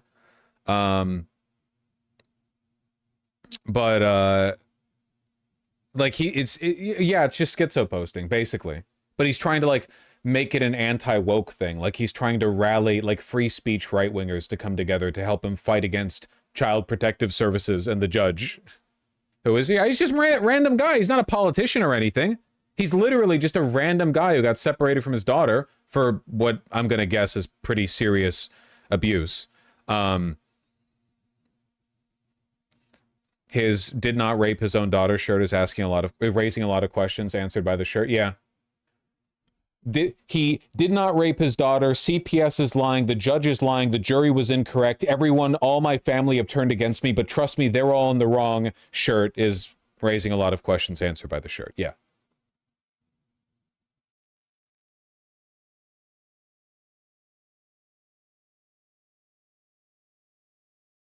Also related to this, Threads is almost beating Twitter on daily users. That can't be true. There's no way. Who the fuck is on Threads?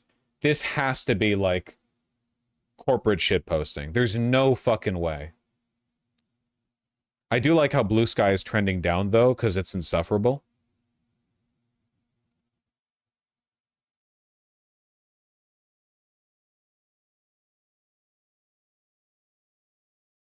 Improved Grok criticizes Democrats and Hollywood's Jewish executives. That's the least of what it did, man. Blue Sky has the porn artists. Twitter has the porn artists. Why don't you like Blue Sky? Because it's insufferable. Because everyone there is a dickless woke skull. Because it's all liberals. It's all liberals and pissy little lefties. It's all people who are so fragile they had to flee the Nazi site. You're literally pre-selecting for insufferable people.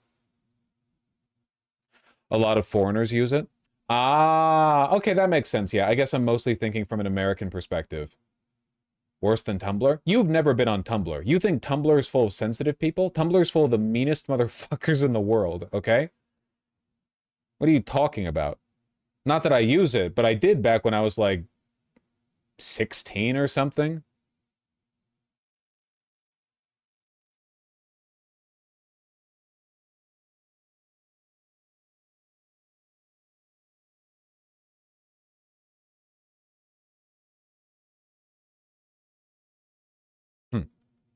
Well, anyway, goodbye, Linda.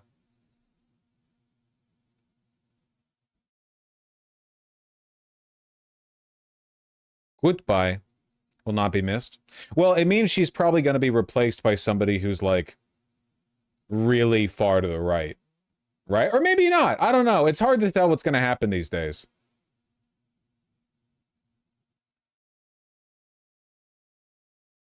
This is Blue Sky. Ah, here you go. Boats and Hose today. And it's Christy Yamaguchi, Maine, posting with Boats and Hose. 80,000 people follow someone on Blue Sky referring to women like this. Unfollow them, thanks. Yeah, this is my experience with the site, basically.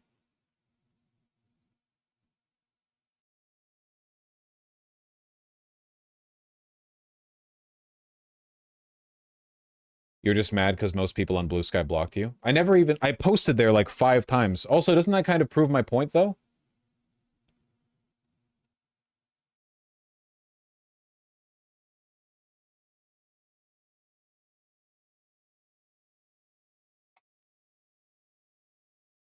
Here, hold on. I gotta send this off.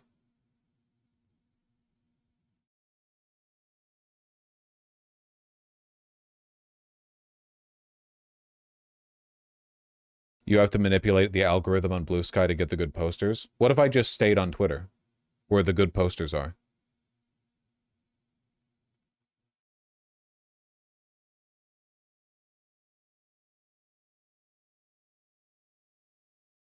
There are good posters on Twitter. Are you people fucking high? Yeah, obviously. The good posters are on Twitter. Because good posters are forged in the adversarial fires of conflict, all right? You're not going to get good posters from a Hugbox site. Or from a site where the conflict is on whether or not it's misogynistic to say out with the boats and hoes, okay?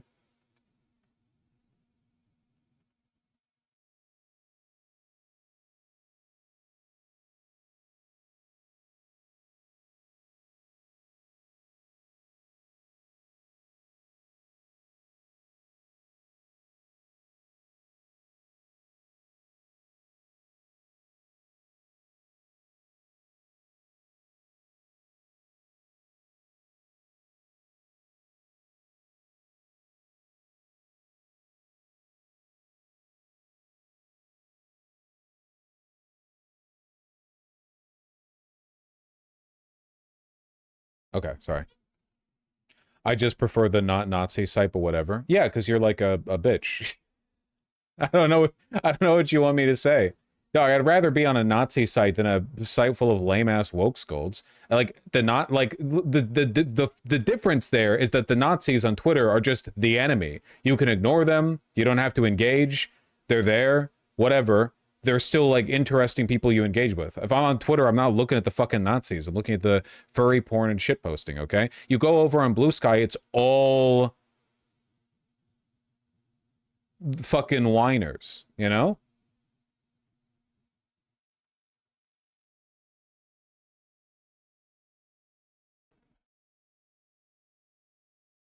It's like somebody saying they would rather be in a, I don't know, Mormon neighborhood full of smiling do-nothings because it's less scary than being in the New York City subway.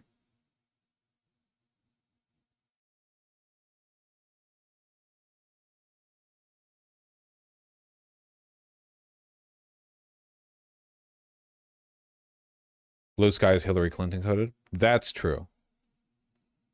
What's wrong with not wanting to be around Nazis? Oh my fucking god. I think you're a lame-ass pussy if your social media use is dictated by your aversion to the people you don't want to interact with rather than your adherence to the people you do want to interact with. I think that you lose the game immediately because you're framing it negatively. Like you're avoiding something rather than engaging with something. If you don't want to interact with Nazis, then just fucking don't. There's nothing about Twitter that mandates that you interact with the Nazis, okay? Like there's not, you're not forced to, unless you're a huge account, like you're probably not engaging with them.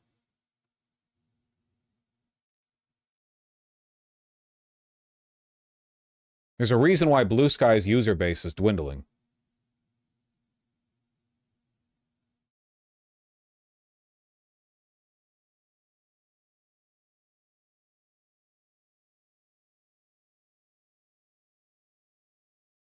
Does Twitter still put blue check posters at the top of all the replies? Yeah, but like if you're just interacting with people you think are funny, why are there any blue check posters there at all?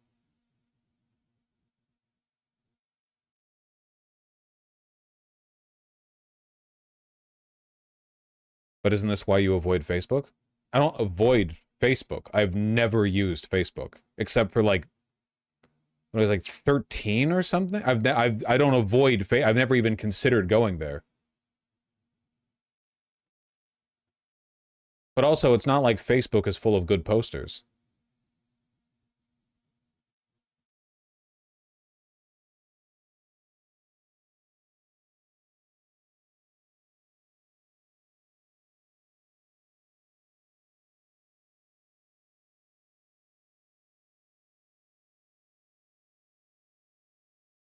Good night, Nicola.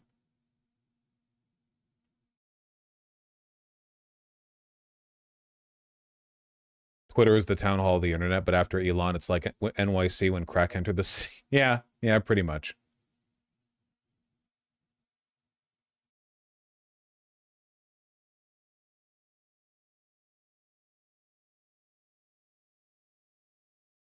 It's just weird to support a site as horrendous as Twitter. You're not supporting it by using it. It's just not that's like when you pay taxes, you're supporting the American war machine type argument, okay?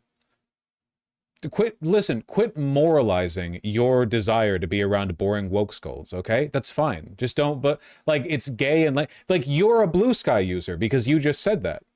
A Blue Sky user would say that. I don't want to support Twitter by using it. It's like run by Nazis. Like that's a Blue Sky argument. So maybe you belong there, you know?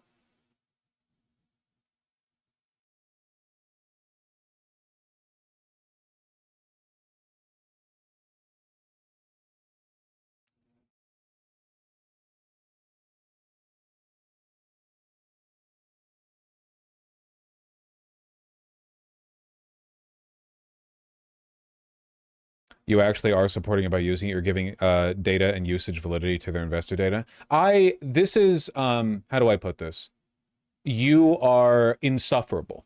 These are not real arguments based on a real, like, a belief that you have about engagement, and you don't live your life in accordance with these principles. Because if you did, you would be tiptoeing around every engagement, every institution all the time. You don't like it. You're finding moral reasons to justify it in retrospect, which is super annoying. And it's really obvious, like, from other people's perspectives, okay? You can just use the gay, boring loser app. It's fine. No one cares. There are people there that I even like that use it. But, like, it is pretty insufferable to be like, my decision to not use the Nazi site was a principled one, as opposed to, like, you just wanted to go over there, you know? I get the motivation for people doing that. I don't really understand what the incentive is.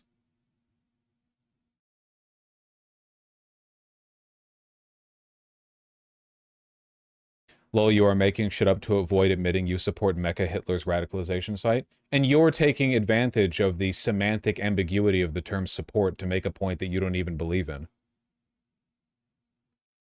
Like, if you post on Twitter, actually, you're literally like a warrior for right-wing radicalization. Every single left-wing poster on Twitter is actually like an agent in his army. I see what motivates you to post. Holy shit. I don't know why people help support that horrible site. It kind of drives me insane. It sounds like you should quit the damn site. Jesus Christ. Not a Nazi support site. Just make your own algo. You're supporting Nazis by staying on Twitter. I don't think that you believe this. After all, if I support Nazis by being on Twitter, doesn't that make me one? And if you're supporting me by being on my site, doesn't that make you one? I think you're being ridiculous. Can't you just use Blue Sky? Like, can't you just use it normally? This is what I mean about the Blue Sky users.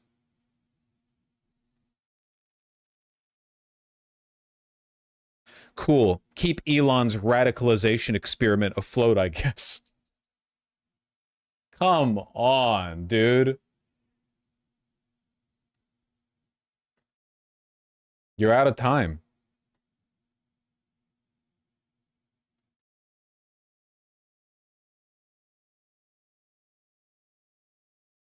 Sucks when they're not in school during the summer, doesn't it? Yeah, you can tell.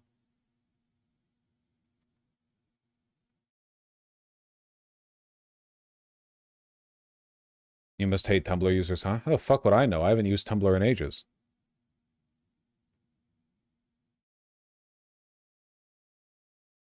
You could be, Emma.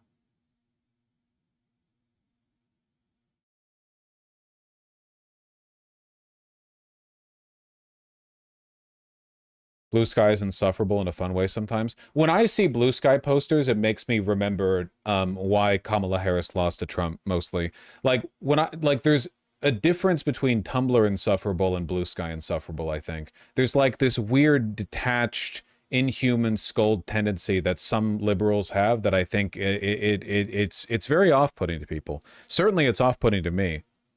But I might be laying it in too deep over this, you know. You can use whatever... You can use whatever social media site you want.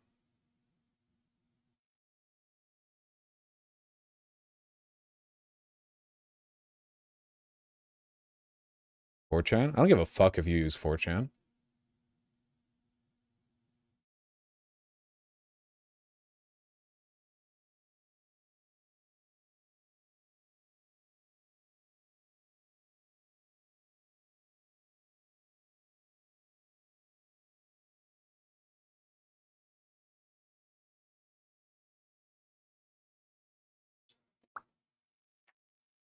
Reddit is better? Yeah, Reddit's pretty good. All right, what are we doing?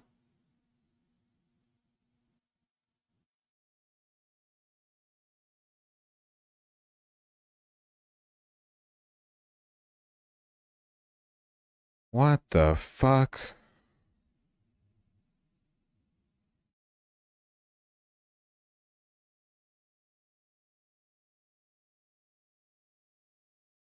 What do you think about the rumors that Europe is preparing for war with Russia? The rumors? Do you mean the well-publicized fact that Europe has been rearming for the past 8 months? Europe, the country of Europe? What are you talking about?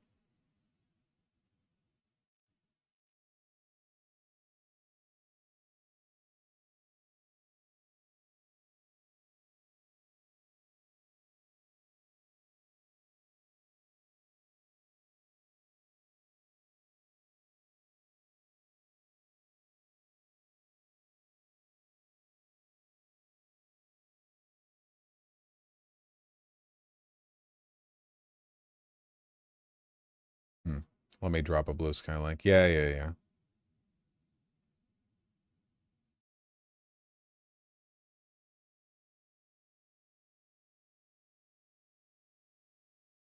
I'll say there are kind of two circles forming on blue sky. The block list structure has been perpetuating a sort of invisible rift between the hyper-lefties and Kamala shills.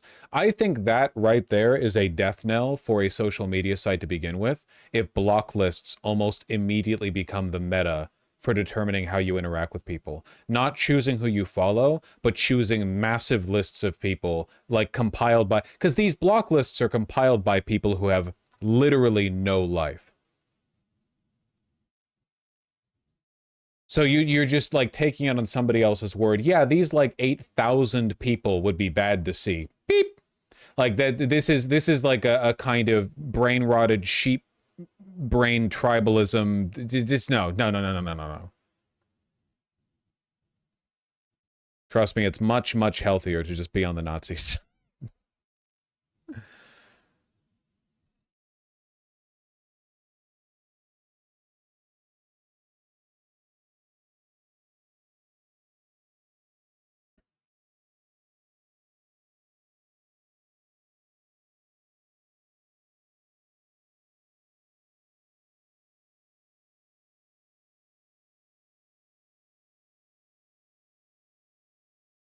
Cover this, please. Yeah. Sorry. Did you talk about this leaked audio already?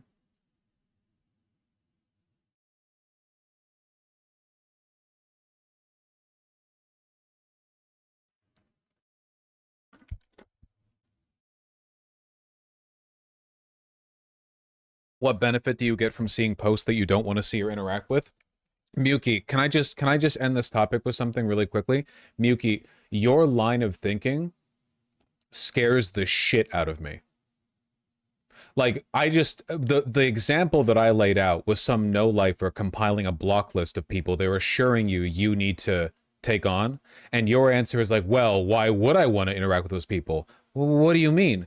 I can think of 1,000 reasons. For one, you don't know the people on that block list. You can block people individually. There's a difference between blocking people individually if you personally dislike them and a block list of people you're just being assured you shouldn't interact with. Don't you see the problems with that? Also, grow a skin. This isn't as much of an issue now as it was 6 years ago when I started, but like a lot of you people are really thin-skinned and it's a moral failing. Like, you are hurting yourselves and the people around you, and probably being abusive to, I'm not saying you're doing this, Muki, I'm talking generally, and being abusive to the people around you as a consequence of a personality disorder that festers around your inability to grow a thicker skin. Like, it's this cry-bullying tendency is very bad, like, for you and for the people around you. It's not good, and you're really like hampering your growth. When I envision this kind of person, this like very fragile crybaby who uses block lists and doesn't interact with people they don't like on social media, I think of somebody who will never grow again in their life. Like, you've reached a state of arrested development. You've basically said, I know what's right, and I know what I like, and I know who I like, and I'm locking that in. My mind is closed. The borders have been established. The walls are up, and I'm no longer going to if you're so defensive that you're willing to preemptively block thousands of people, what does that say about you? Yeah, comfort over growth. I will make it impossible for me to grow. I will remain in the comfort spot forever.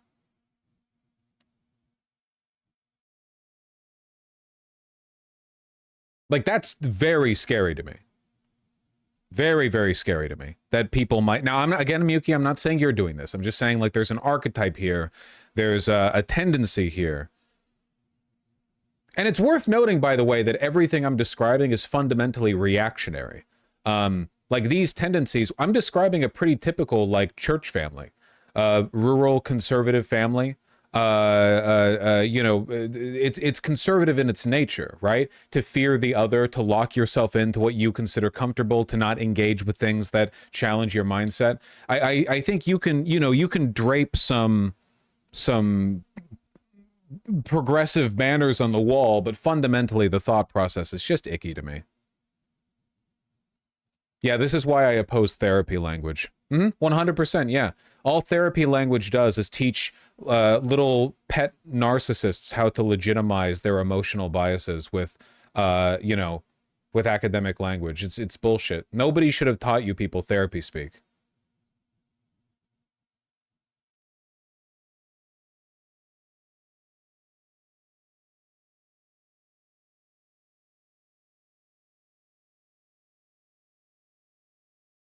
No, it's conservative to remain on Twitter because change is hard. I feel like you're not engaging with the points that I'm making in good faith.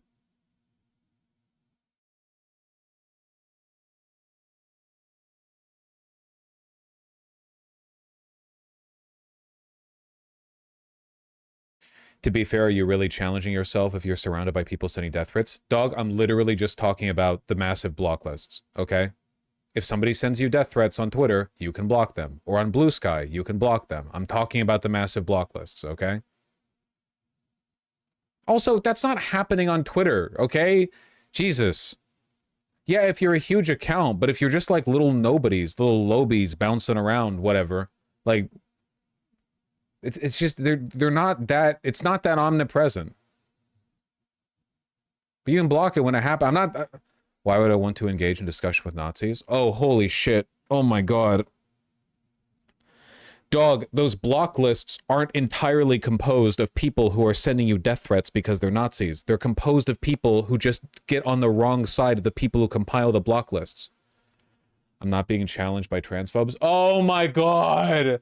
Come on. Why are you putting effort into misrepresenting what I'm saying, okay? I'm talking about the mega block list. I'm talking about a specific thing. Nobody's telling you should fucking fairly debate with the Nazi. No, literally nobody said this. The fact that you're projecting that onto me is a consequence of your poor listening skills.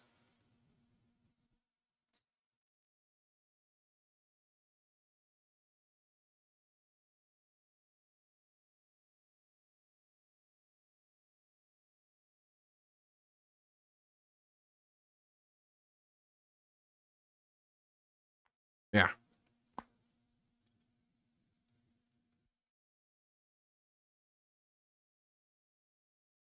We're not doing a versus chat segment. I just think that these sorts of things produce bad outcomes.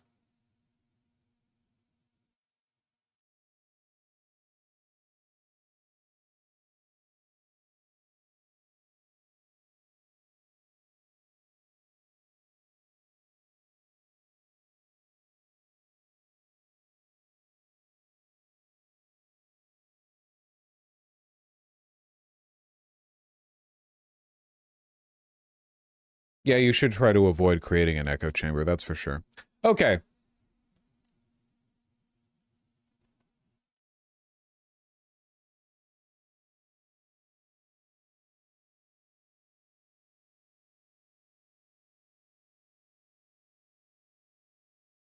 This is an anti-AI echo chamber, that is true. Okay, what is this supposed leaked audio? Is this fake?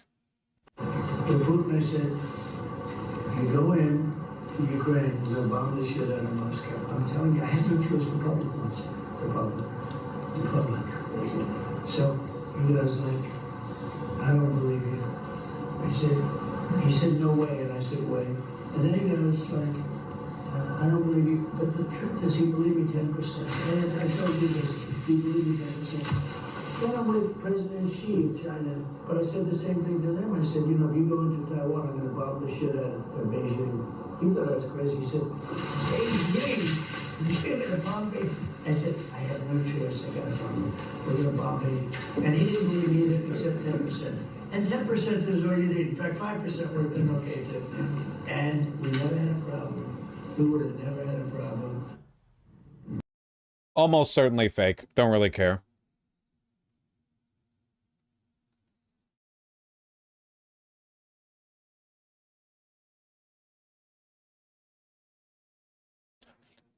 Yeah, it didn't really sound like him. I mean, also, with Putin, I said, if you go into Ukraine, I'm going to bomb the shit out of you. Trump told his donors, I'm telling you, I have no choice, the public. So he goes like, I don't believe you. He said, no way, and I said, way. Come on. Also, donors? What donors? Where? It's being reported on by CNN? Yeah, like, that makes something legitimate. Donald Trump told a private gathering of donors last year that he once sought to deter Vladimir Putin from attacking Ukraine by threatening to bomb the shit out of Moscow. Oh, here we go. More information is being provided here. The remarks, which came as Trump made his case for a second term, were among those captured in a series of audio tapes of 2024 fundraisers in New York and Florida, which were later obtained by Josh Dawsey, Tyler Pager, and Isaac Arnsdorf, which detailed some of the exchanges in their new book, 2024. Love this habit of political insiders in Washington never revealing information until it's time for the book deal. Like Tapper. Always. It's never like, oh, sensitive information leading up to an election? Nah, we can make money off of this. We gotta ban political books. Unironically, yeah, I think so. It should be illegal to produce, to profit in any way off of, well, I'd have to think about it. I'd have to think about a way to make it doable. Something execution.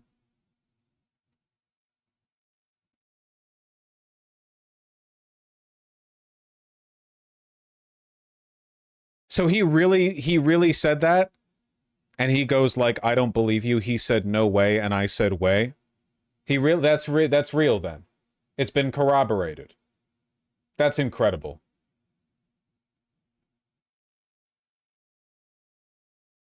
Yeah, he talks like that all the time. No, he doesn't talk like that all the time.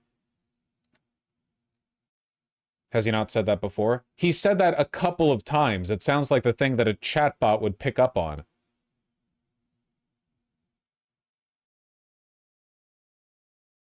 Moscow. Russia reacts to Trump saying he threatened to bomb Moscow. Russia said it could not confirm the veracity of President Trump's claim. He told Russians, President Vladimir Putin, he would bomb Moscow if Ukraine was invaded. Well, of course, that's a lie. That's obviously a lie. Like Trump saying that he told Xi and Putin to their faces that they would bomb their respective capital cities. That's obviously Trump lying. But if the audio is true, I mean, if the audio is real,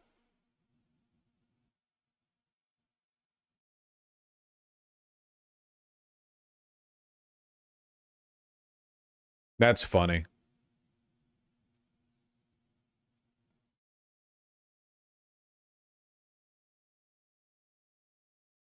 Wait, I'm confused. What is happening with this in general?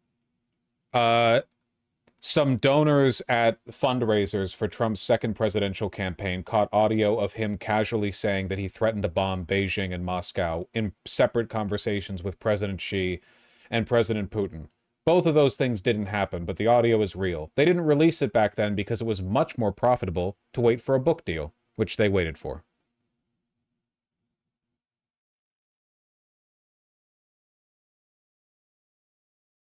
That's funny, though.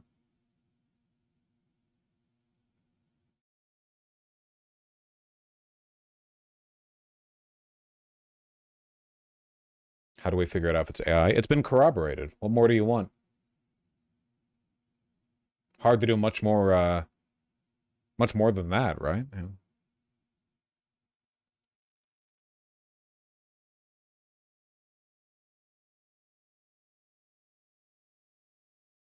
Trying to find, is anyone reporting on this?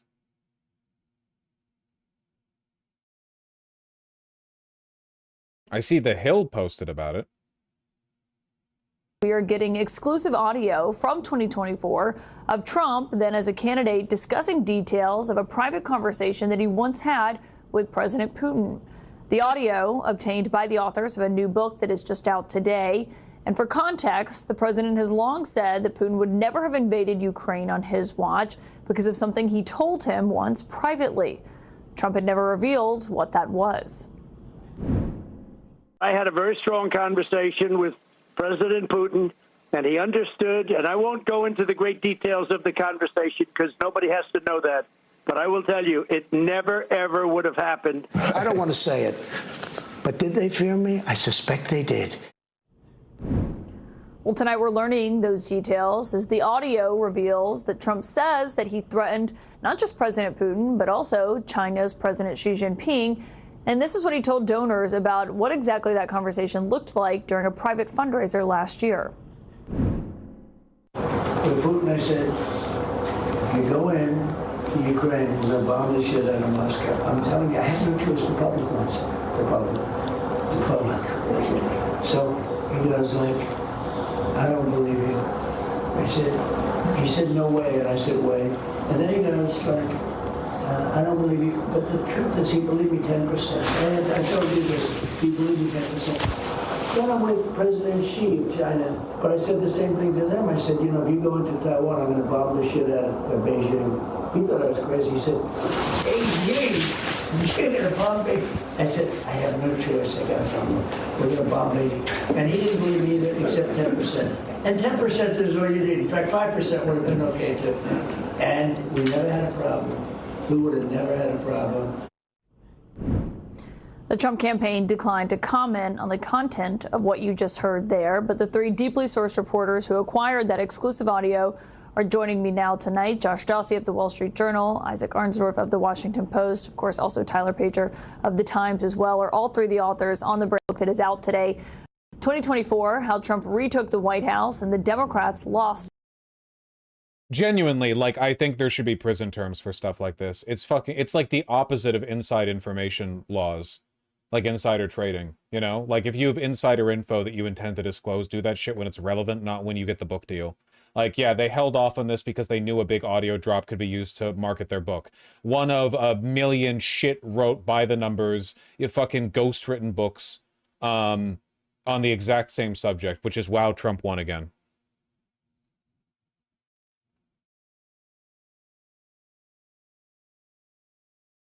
I hate these people. I hate them so much. I hate these people. These two fuckers. I hate them so fucking much. I hate them. I hate them. Shit-ass books. Jesus Christ.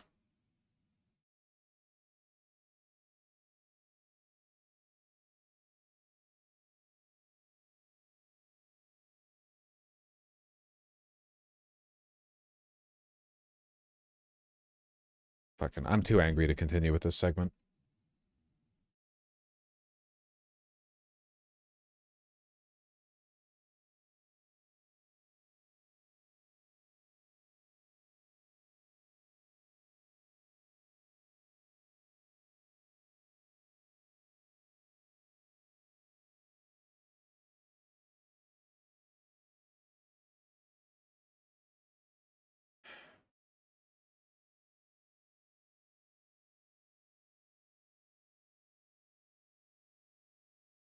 What do you think about this? Shut up! I'm familiar with the Brazil situation.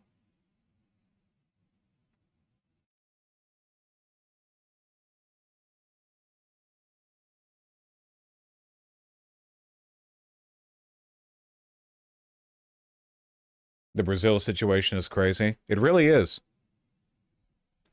Trump is putting 50% tariffs on Brazil, a 50% tariff on Brazil, because they are trying Bolsonaro for the crimes that Bolsonaro has committed. Just straight up like punishment for legally, for going through the standard legal process and trying Bolsonaro for attempted insurrection. Due in part to Brazil's insidious attacks on free elections and the fundamental free speech rights of Americans, as lately illustrated by the Brazilian Supreme Court, which has issued hundreds of secret and unlawful censorship orders to U.S. social media platforms, threatening with millions of dollars in fines and eviction from the Brazilian social media market. Starting on August 1st, we will charge Brazil a tariff of 50% on any and all Brazilian products sent into the United States, separate from all sectoral tariffs. Goods transshipped to evade this 50% tariff will be subject to that higher tariff. Nice. Please understand the 50% number is far less than what is needed to have the level playing field we must have with your country.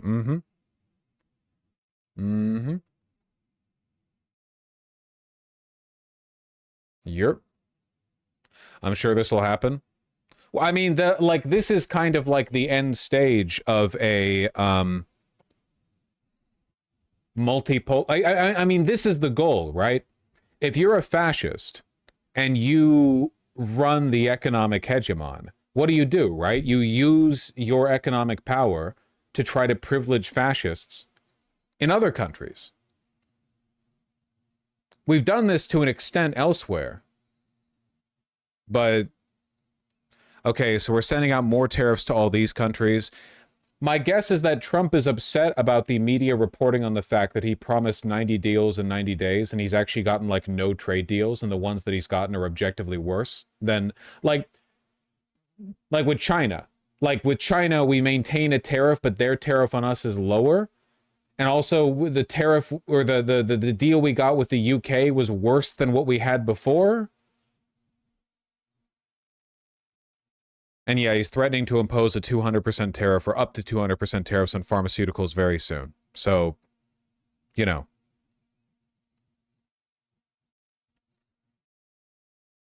All right, cut out the links, guys. Jesus Christ, you're distracting me. Oh, not to mention the 50% tariff on copper. That's right. That's cool. Best paying job in America is about to be ripping copper wiring out of the walls.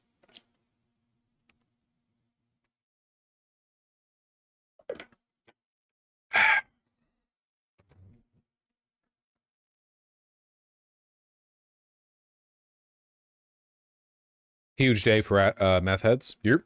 So he's just ass mad. I mean, in Bolsonaro's case, I think he just doesn't like the idea. Can you imagine? Like, it's probably pretty scary for Trump, right? Because in Brazil, Bolsonaro is very much like Trump, and Bolsonaro did something very similar to what Trump did. The difference being that for Bolsonaro, he actually got in trouble for it, you know?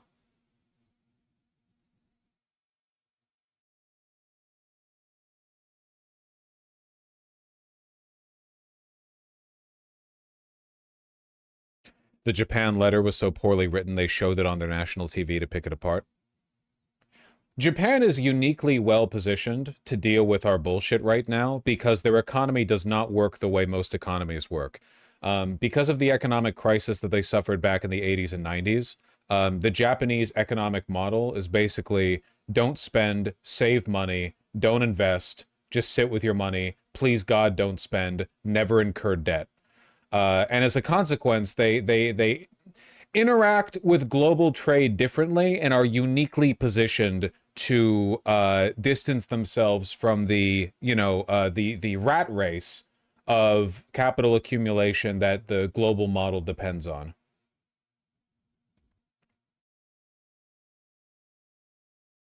Japan has a lot of debt, though. Yeah, but A, internal debt, and B, it's not just the government's debt I'm talking about. It's the private sector's debt. Do you have any idea how much debt the American private sector has racked up?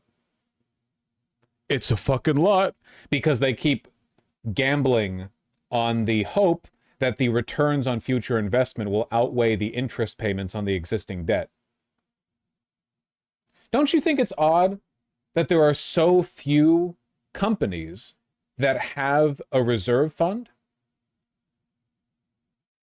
Like, think about it. Like, how many companies have you heard having money in reserve?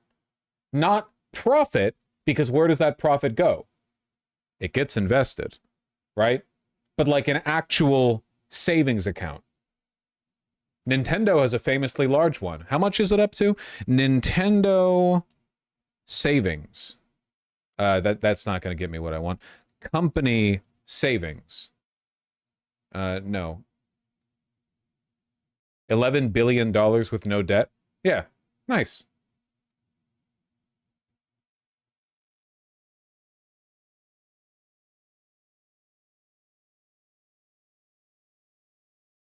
JP Morgan's reserve is fucking insane. Well, they do know how the economy works. JP Morgan reserve savings account. Nope, that also doesn't get me. How much money does JP Morgan have? 3.7 trillion in assets, but assets aren't the same as having a savings account. That's not quite the same. That ain't liquid.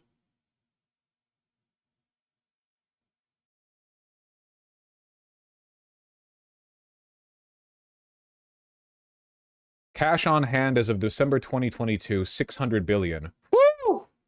That's a lot. All right, why am I talking about this?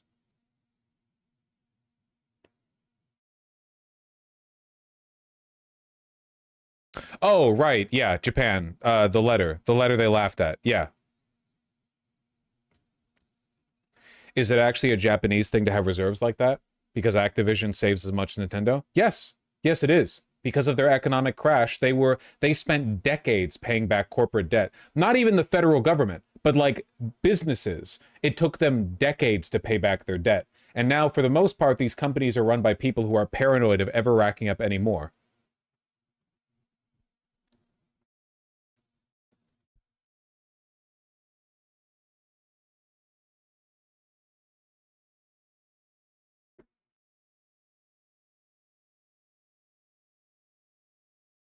Okay, I read like one more paragraph, and Activision also has billions in debt while Nintendo has zero, so yeah, it's a Japanese thing. There you go.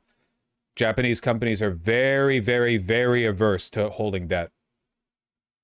You know, the Japanese their Federal Reserve dropped the interest rates essentially to zero, and people still wouldn't borrow.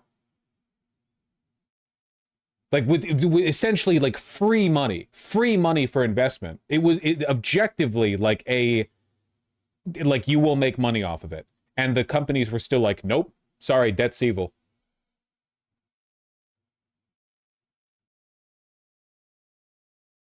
Interest rates were actually negative for a few years and people still didn't borrow enough money. Yeah, the government was upset because people weren't buying the damn treasury bonds. The government was like, how the fuck are we paying back our debt if you're not... Sorry, motherfucker, you're going to have to pay back your debt with raising taxes. Fucking simply don't have debt, okay?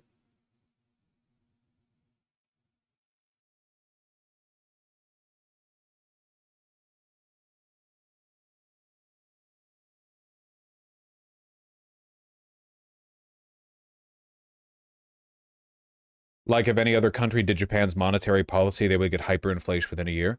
Oh yeah, if the Federal Reserve in America offered a negative interest rate, the private sector would then immediately withdraw an uncountable, like a hypothetical number of money, and we would get Weimar level hyperinflation. We would get like Zimbabwean inflation. You would have to stuff billion-dollar bills into your like laundromat, like bill holder, the slide to get your laundry done.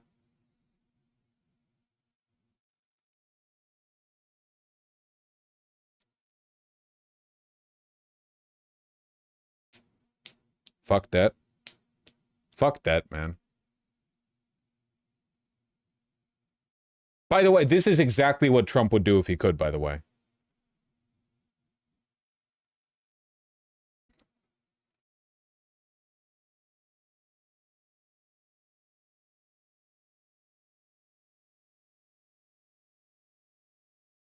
I don't know. I don't know, man.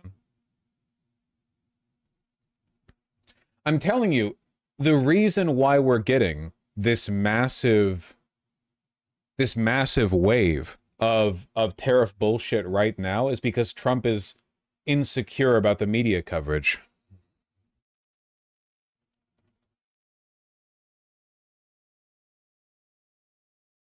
Trump's trade blitz produces few deals but lots of uncertainty. Peter Navarro predicted 90 deals in 90 days. Administration officials declared that other countries were desperate to make concessions to avoid the massive import taxes, tariffs that Trump was threatening to plaster on their products starting July 9th. But 90 days have come and gone, and the tally of trade deals stands at 2, one with the United Kingdom and one with Vietnam. Trump has also announced the framework of a deal with China, in which we still have 50% tariffs on top of others, the details of which remain fuzzy. You know what? Massive credit to the rest of the world for not capitulating. Because even with Vietnam and the United Kingdom, we didn't really get anything. Like, the deal they worked out was just the same or slightly worse than what was already the case before. You know? And Starmer is a collaborationist and a piece of shit and should be tried at The Hague. I don't blame Vietnam as much because their economy is so dependent on exports to us. Like the United Kingdom, fucked as it is in a better position to negotiate than Vietnam is. Vietnam relies on us, they export to us. So, yeah, I think this is just a huge embarrassment for him. This is the main thing that he ran on. But right now, economically and with regards to tariffs, Trump is underwater. Like, Trump is not popular on these issues. Not even a little bit. They are not going well for him. It's just a confusing mishmash. The narrative changes every 5 days. You know, tariffs are back on. This will bring U.S. jobs. Tariffs are gone. Art of the deal. Tariffs are on. This will bring us jobs. Tariffs are gone. Art of the deal.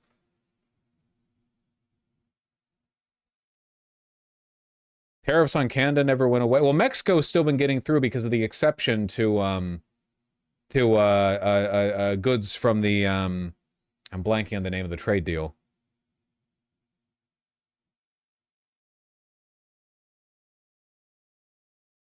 USMCA, thank you. The USMCA pact. So stuff in line with certain good imports exempted by that. If you look up foreign industrial investment into the United States, we're actually looking at COVID numbers. Huh. But I thought Saudi Arabia brought $5 trillion into the United States.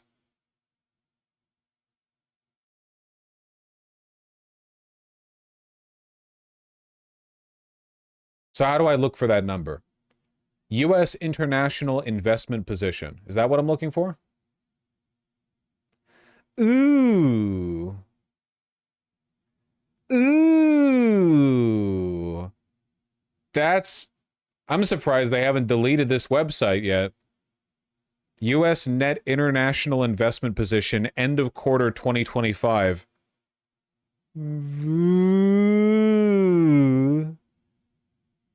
Minus $25 trillion. Oh, brother. I'm not gonna lie, I didn't think it was that bad. I actually didn't think it was that bad. Since Trump took office. Yeah, well, this is since 2016, right? So Trump's first term. Why am I blank? Wait, which side of the line is this? Is 2016, 2017, 2018, 20. It's to the left. Okay, right. So yeah, to right here, and then you have the COVID drop. But then Biden levels it out, though it does go down towards the end because of inflation. It went up a tiny bit when Biden took office. Actually, hold on a second. Now that I'm realizing that this goes all the way back to 2016. So far, all we're looking at is a tiny bump with Trump, aren't we? Like, most of the decline that we're looking at here is under Biden. Doesn't this actually support Trump? Aren't we winning?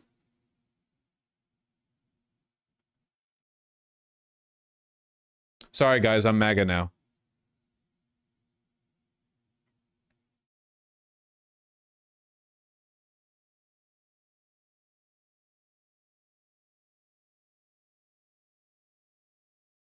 I don't think many Americans realize how much long-term hatred and distrust for America is solidifying Canada. If you look at public polling now, 60% of Canadians say the country that is the biggest threat to Canada is America. That's fucking great.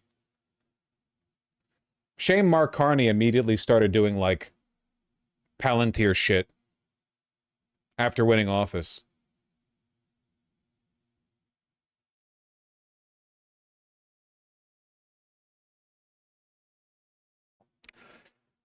Yes or no, a lot of that has to do with us literally directing foreign investment into Mexico. It is true that, like, the lack of industrial foreign investment can be compensated for by taking advantage of the comparative benefit another country can offer by producing those goods, which doesn't work if you're tariffing the ever-loving shit out of them.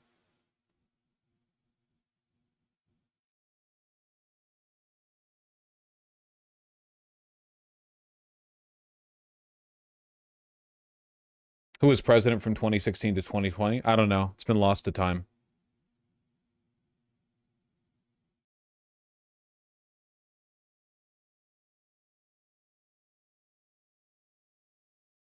Jeffrey Epstein? Kind of. Kinda, yeah. A little bit. That's not the most incorrect answer.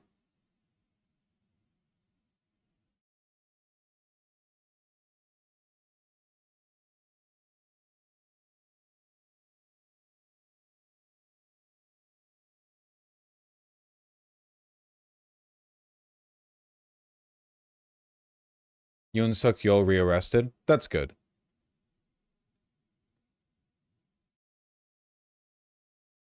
Who is really ruling South Korea? That's a great question, Bit Decoder.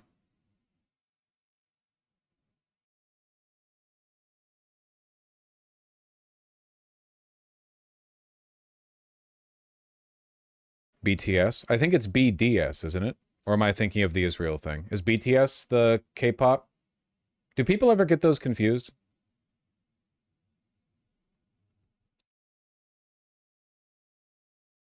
No, just you? Just me? Okay. Jesus, fuck, you hate music. In fairness, if I liked music, it probably wouldn't be a K-pop boy band. That probably wouldn't be, like, the thing I'd go for. No hate. I don't think it's invalid. I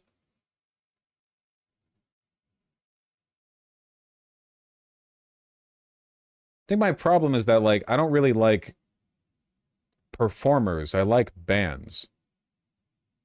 Like with a drummer and stuff. You know what I mean?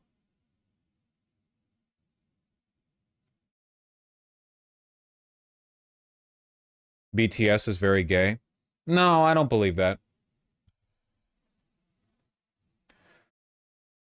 You guys remember that TikTok where the girl is like being really insistent that Taylor Swift has made like a queer anthem, like a queer positive show where she's coming out as bi, and then she has her gay friends listen to the lyrics, and the lyrics are like, I hate all vaginas. I want to have sex with my boyfriend who is a man. That one? That's a good fucking TikTok.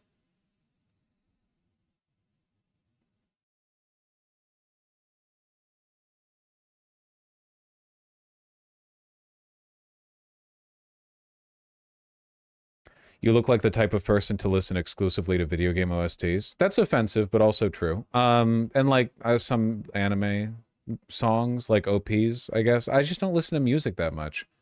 Whatever time you take out to listen to music, I'm listening to a podcast.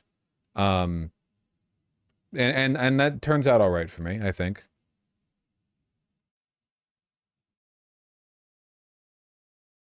Joe Rogan, you know it. You know it, brother.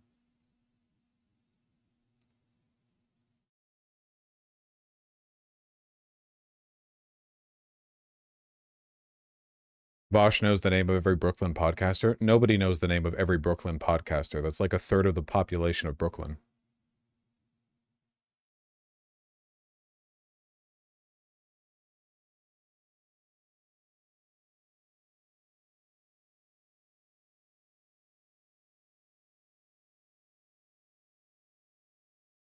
I hate all vaginas. Ah, it's a fucking hit. It's a hit.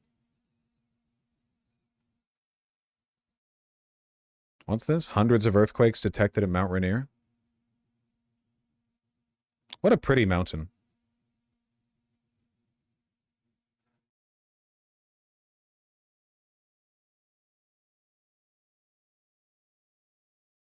But there was no cause for concern, according to the Cascades Volcano Observatory. Well, that's good.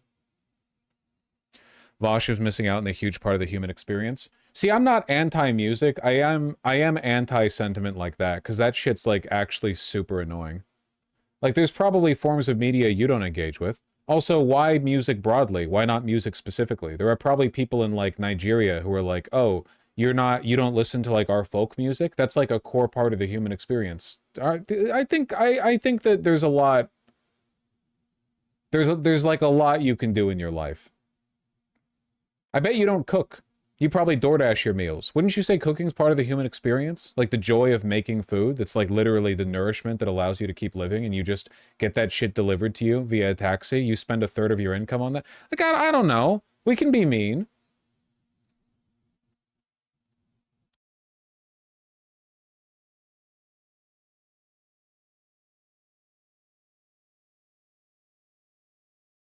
You took a bait? I don't think I took a bait. I think people who listen to music actually think they're special, which is crazy. There's no media that imprints as easily on the human brain as music. I don't know what the fuck you're talking about. What? So you have a Pavlovian reaction to it, and means it's like a more legitimate. What do you? I bet I could imprint like electroshock therapy on your brain much easier than music. Get that shit? You're just saying shit. Why can't people just be like, yo, I like music? Remember, I'm always in the defensive on this, because I never open it up by saying I think music's a dumb waste of time, because I don't believe that. I'm always the guy getting attacked for this.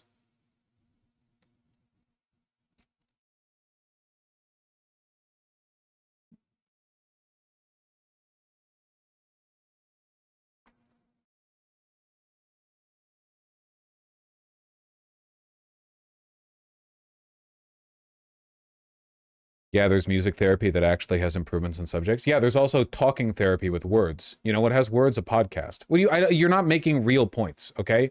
These are fake points. How do I make my thing sound special and other things sound not special? It's like, babies can listen to it in the womb, unlike books, which you can't read in the womb. That makes it better or something. There, I just gave that one to you for free. That's no less bullshit than any other stuff you've come up with to legitimize music as the prime form of art.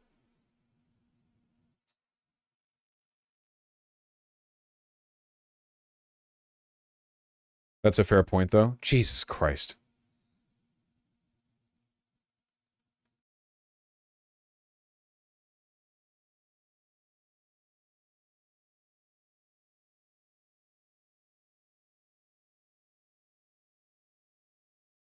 Those are losing her damn mind back there.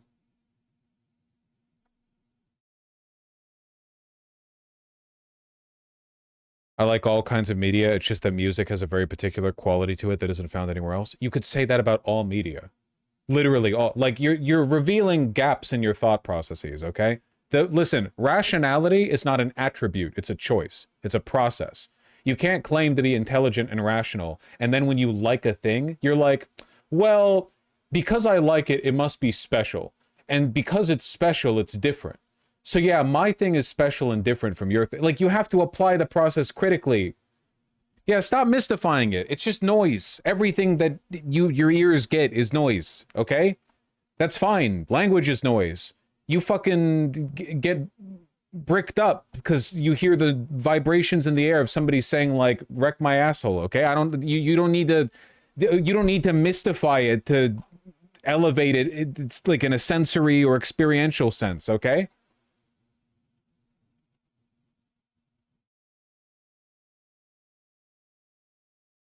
You can put and project emotion better through music than words or through text. All right, now I'm coming for you. I think maybe the reason you guys connect so easily to music is because you're fucking illiterate. Oh, Dostoevsky? Nah, dog. Listen to this Radiohead. No, you want to come for me? I'll come for you. Sorry, it takes a bit of work to engage with media that demands more of you than your passive acceptance of the noise that's being literally forcibly drilled into your eardrums. Back the fuck off, okay? I'm like a hedgehog. I've got spines. You're imprinted. You're fucking sticking yourself with my spines.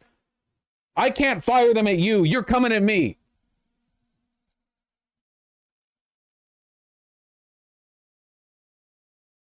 I think all art is good.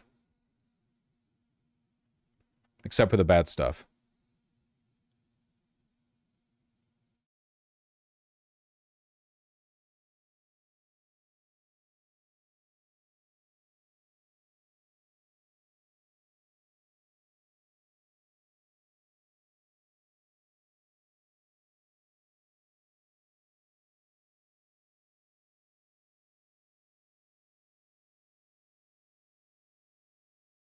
I'm trying to resist the bait.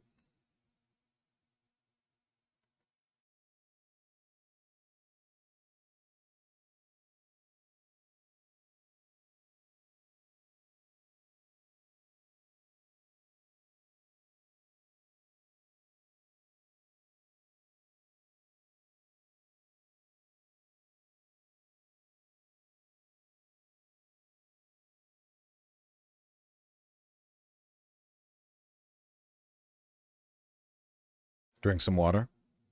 Not a bad idea. Why does Vosh always call art media so sterile? Because not all media is art. And I don't know what the fuck you guys are listening to, okay? Nah, I'm being defensive with that one. I think that people, I think that art is such a broad term. Like, so all media is art definitionally, right? It kind of has to be. Like, it's a form of communication. But media is packaged to be consumed as a work of art. But people don't even like that. They don't like it when you say consume media, you know? Frankly, I think that a lot of people are just being a little bit pretentious with this. Oh, you consumed media? Yeah, it's a term that means you engage with a piece of art, you fucking pedantic piece of shit.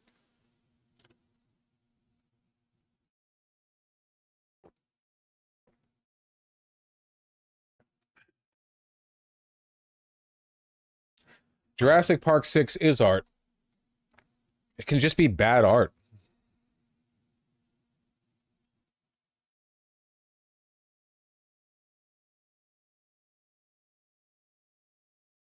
Yeah, of course. News is art? Yeah, why not? Sure.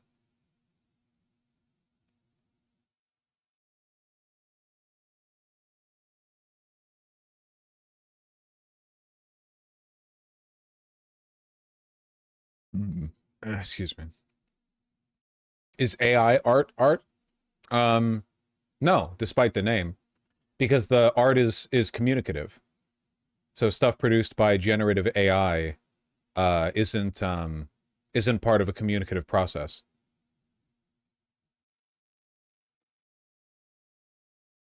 Bait?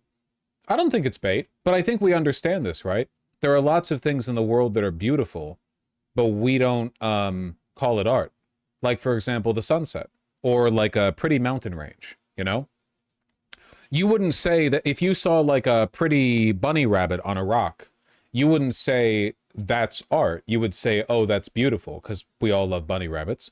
But if you painted it, or even took a picture of it, you're engaging with the world in a way that is meant to convey meaning, and that can be art, you know? But I think that humans, or at least sapience, is necessary, and I do consider it art if an animal's doing it too.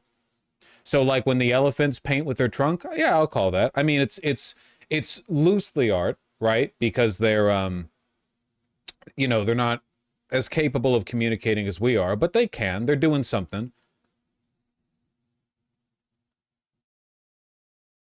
I consider anthills art. I think you could do that. I think you could say that. Do you think art requires intentionality? No, but I don't think that communication does either. Communication is often hugely unintentional, right? Lots about your body language, the way you talk, the way you convey yourself.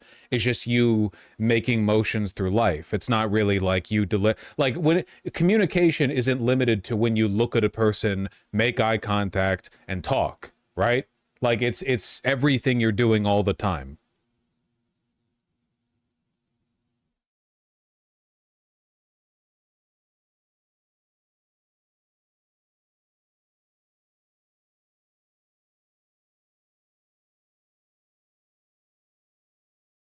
in my opinion.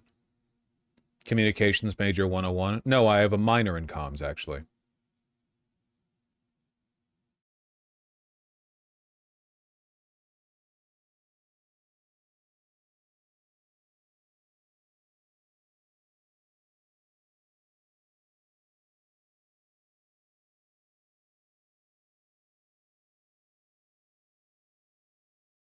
Do you believe in free will? I don't really think it matters, like in a practical sense. Whether or not things are deterministic, you only really figure that out if you're outside the system where the things are happening. Might as well just live as though you do, right? I mean, it's not like you're ever going to be proven right or wrong. Or if you do, if you are proven right or wrong, it'll be after you die, in which point, you know, who fucking cares? That's future me's problem. That's my immortal soul's problem.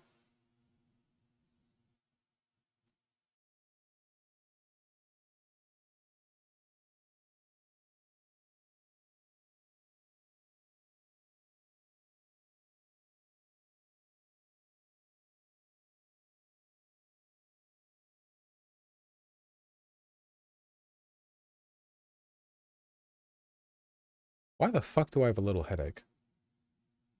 That's kind of annoying. We actually did a lot of segments, so it's not as though you've been engaging with chat. That's right. I've been talking to chat today. That's why. Nah, I had a bad start to the day, man. Didn't you do like 3 segments? No? 6.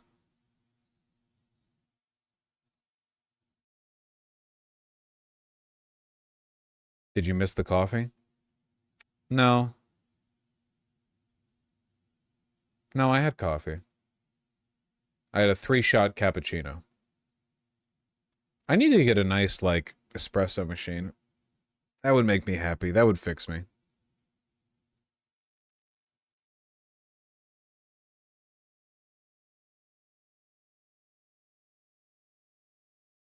Are you gonna watch Superman? Probably. Yeah, probably.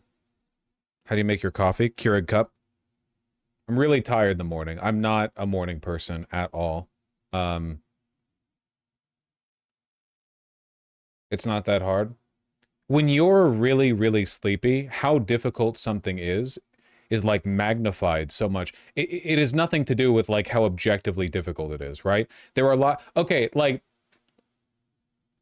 tying your shoelaces is incredibly easy, you know? Even little kids can do it. But when you're like, when you have a headache or a tummy ache or you're really tired, sometimes you'd rather die.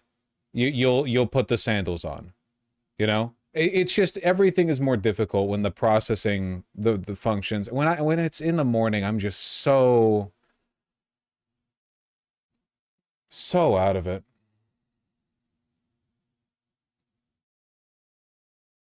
I wish I was a morning person. My partner's a morning person. Also, I've been busy with a lot of stuff. I'm going to be moving soon. It's been a delight living with Vermin and Conyer, but I'm gonna stake it out living with my beautiful partner for a little bit, and you know, we have to apartment hunt. Staying in Seattle, we'll stay in Seattle. Everyone who's in love says the same shit. Like everyone says the same dumb shit, but I think, I don't know, man. I think they might be it. So got to give it a shot, you know?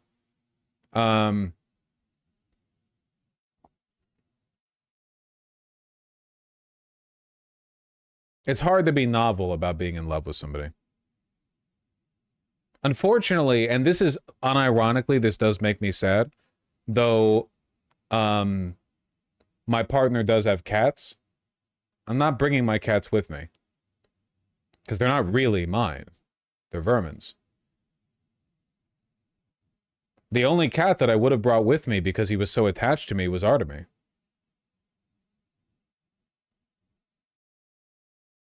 But you named them? We named them.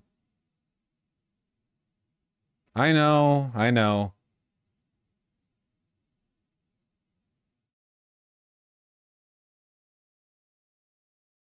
There will be new cats to get to know. Though it'll be difficult to compete with Ruben and with sort of, you know, Artemis memory. But I'll still be coming back and visiting them. I can still come back and take videos of them though. Maybe I'll do that. Maybe I'll visit, because I'll be very close to where I live now. I'll visit and I'll like take a video of Capella, Pigeon, and Ruben, and I'll put it on. I'll put it in a video. You know. I'd love to be able to bring Ruben over, but Ruben has the gunky eyes, which are caused by. So Ruben has feline herpes, which most cats do. If you have a cat, they probably have feline herpes. It's very common in cats, like 90%. But he also has a weaker immune system because of what's the name for the blood parasites? Mycoplasma? We got him tested for it and he had them, so we got him on the antibiotics or whatever they're called. Blood parasite sounds very very scary. But it's totally treatable, you know. Toxoplasmosis, I think it's that, yeah. So we've been giving him medicine. I'll still be covering the rent here for a while, funny rhetorician. Will you get to bring your geckos? Those are also vermins. And Artemy was also vermins. The only reason I would have brought Artemy is because because he was so attached to me. He was attached at the hip. What do you get to keep? I actually own shockingly few things. Most of my money goes to helping my family and friends. Some of it goes into savings. Obviously, an amount has been spent on clothes, but not that much compared to how much I've helped my... I mean, it's Seattle. You know, you can build a wardrobe with 1/2 of a rent payment here.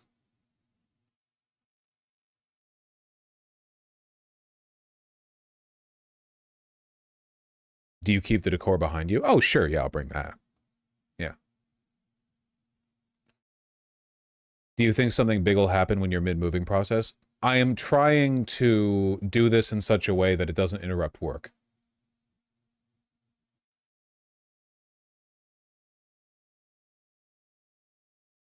Will you bring Artemy picture? Yes, I'll bring Artemy picture.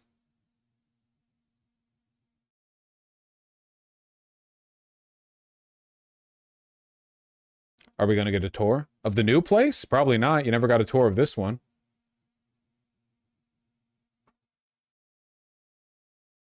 Essentially, yes, Nuts. Essentially, yes.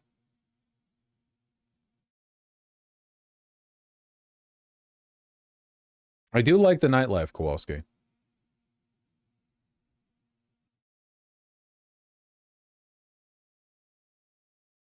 Why do you call it work? Don't you enjoy streaming? Does work have to be bad?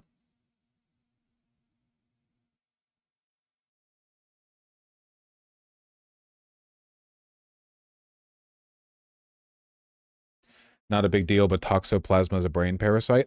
Maybe that's not the right one. I don't know. Look, Vermin takes care of the cat stuff. You know, I come along and I pay, of course, but you know, Vermin keeps the notes.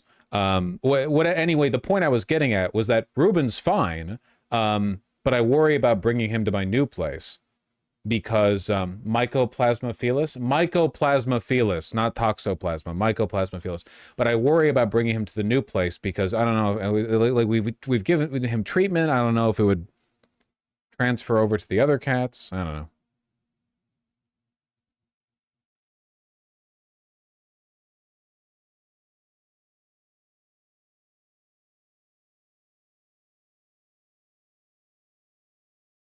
Devastating, Crowflin. Also, hey, Fortuna.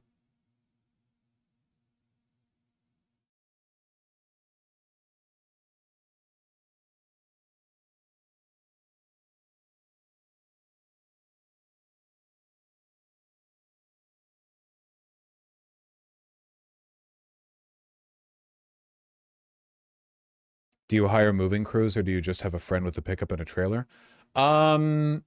I think standard practice is that you get a U-Haul that you move around yourself because, like, even if I had a friend with a truck, I would not want to shove a bed frame in there, you know?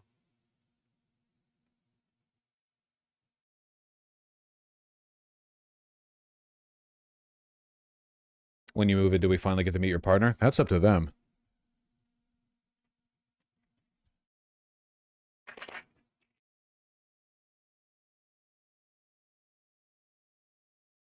I mean, with how much you guys have been on my ass today, I don't know. Maybe they won't. Maybe if you were nice to me and didn't make fun of me for not listening to music that much, maybe they'd be more willing to say hello. I don't know.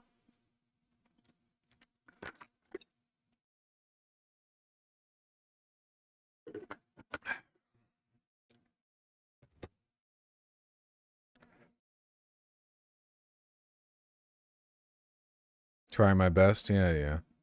What's your partner's opinion on music? They have better taste than me, that's for sure.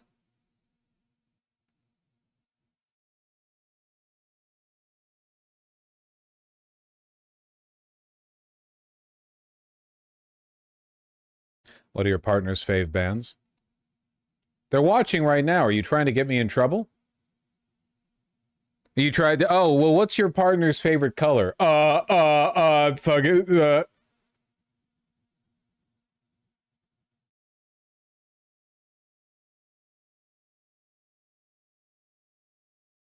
Divorced. Chopped.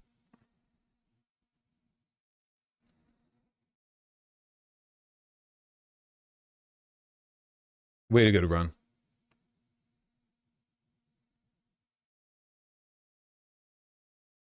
Are there any segments after this? Nah, I've got a headache, man. Probably just from lack of sleep. I'm chilling. We got a good number done, though.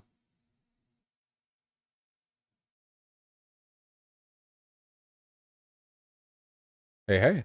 I'll read donos, though. Weird vibe of stream today? A little bit, but that's not bad, you know? If you get too comfortable in your niche, then everything stops developing, right? I'm telling you guys, this stream was saved by my Barcelona visit. I was so fucking sick of streaming. Well, that's an overstatement. I was pretty annoyed with it. Because of you guys, mostly. And then I went over to Barcelona, and I had such a good time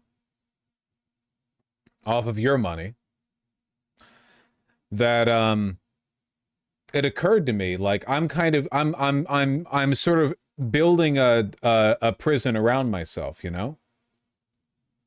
I'm constructing the torment nexus with myself in its center. I was a lot harder on chat after I got back, and I enjoyed streams so much more, and I still do. It worked.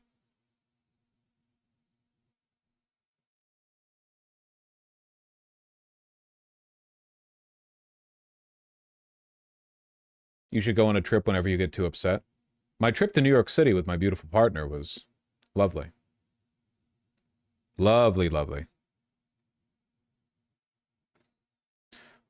You did encourage chat to ask crazy questions back in the day, Vosh. You kind of cultivated that behavior. Yeah, I agree. There's a lot of stuff that just doesn't scale up that well. Like talking about weird sex stuff when you've got 100 people watching doesn't scale into having 10,000 people watching and people calling you daddy. A guy emailed me recently in which he called me daddy and was asking for fashion advice. And like, I'm just... What makes you think it's okay to talk to me that way? Not, mind you, because I'm offended or triggered or whatever, because I'm built different and nothing you can do can get to me, because my heart is strong and well developed. That being said, like, the decorum doesn't exist because if you don't engage in it, you risk offending the other. Decorum exists to indicate you're willing to participate in the rules of respect with the people around you. It's a test not of your sensitivity, right? But of the of the other sensitivity, but rather of your good faith in engagement, your respect. So I guess what I'm saying is, right, this is the reason why sometimes people will sexually harass sex workers.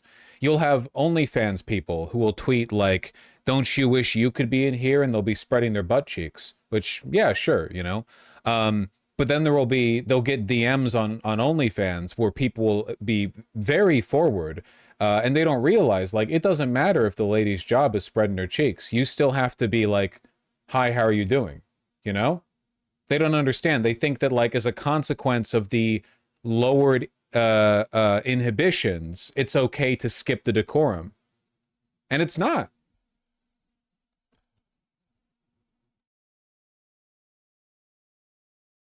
It's difficult, you know? It's difficult to understand and intuit these rules, but you have to abide by them. Some people like to be talked to that way. Yeah, but they have to confirm that first. You don't assume that.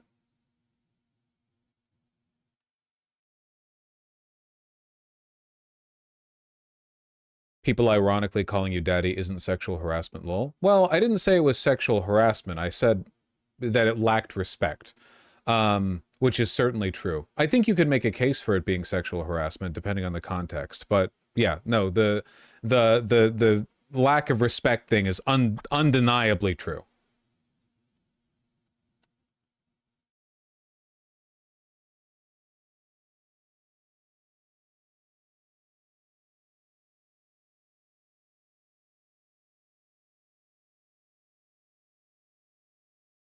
I think respect is not the best framing, though. I don't know what else you go with it. Respect is important.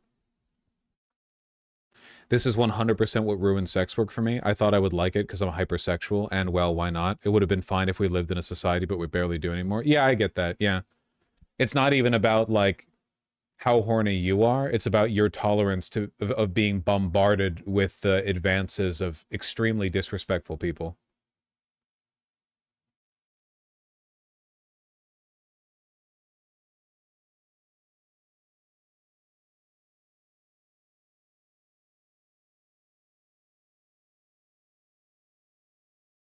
It's goon culture? No, it's not. Usually it's men. Overwhelmingly, the people who act that way, with me and with the sex workers, are men, because men have a very difficult time respecting or identifying the boundaries of others. Women are socialized to be a lot more aware of or conscientious, you know, more concerned with how they come across to others, sensitive to others, yeah, stuff like that.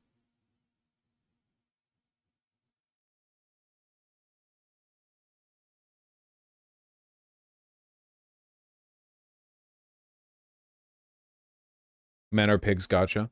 In so many words. But, like, yeah, that's true.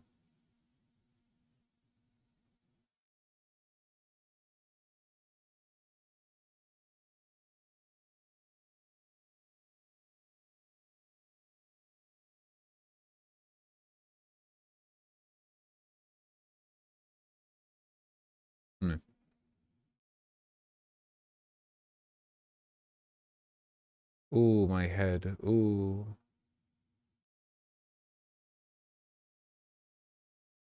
Can I ask where you met your partner? Hinge. Definitely the better of the dating apps.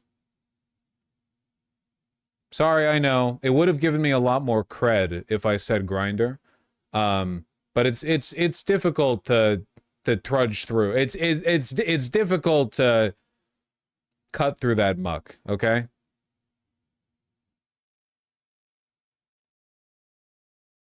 Speaking of toxic men, yeah, no kidding.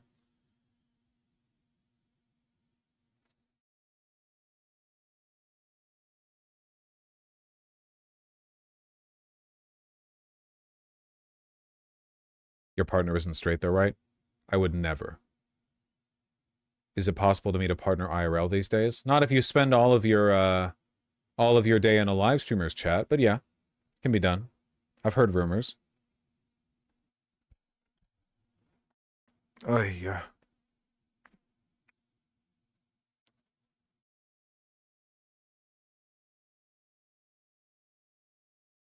I'm in the middle of moving and I can't wait to be done. I'm lucky because I don't like keeping knickknacks. I don't own very many things, and I'm very good at organizing. So moving for me is actually not that difficult. I can usually do it pretty damn quickly as long as I'm just taking care of my stuff. I mean, there's no making moving furniture easy.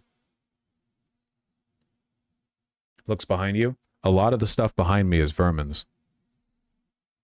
But a lot of it can be moved easily. Actually, the most difficult stuff to move is probably going to be the Warhammer miniatures up there. Are most of your baubles for the stream background? All of them are.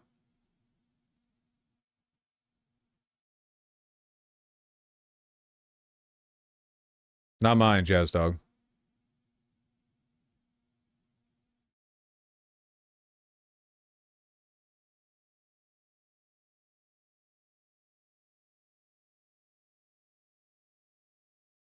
Why is there an iron on that shelf? Because I iron often? What do you mean?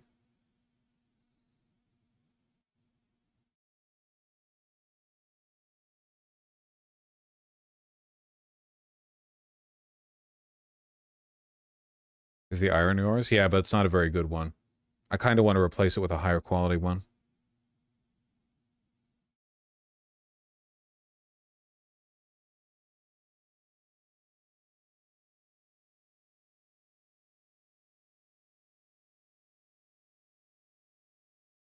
Okay, I should actually read donos. I've been waiting for my headache to dissipate, but it's not, so I'm just going to go ahead.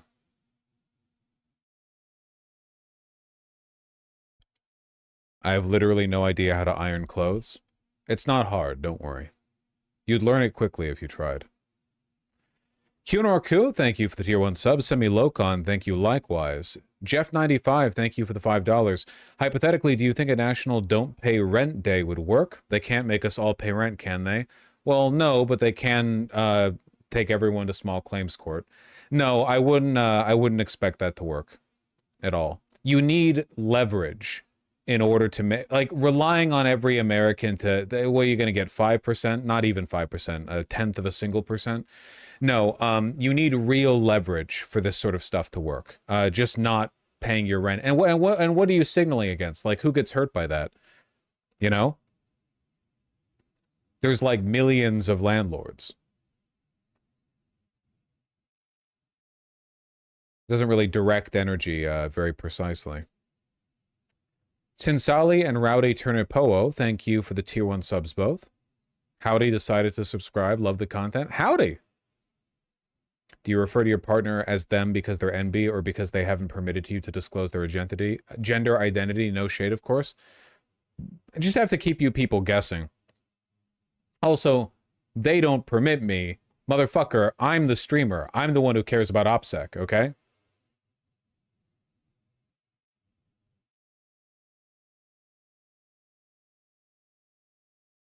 Rowdy Turnipoo, thank you for the $5.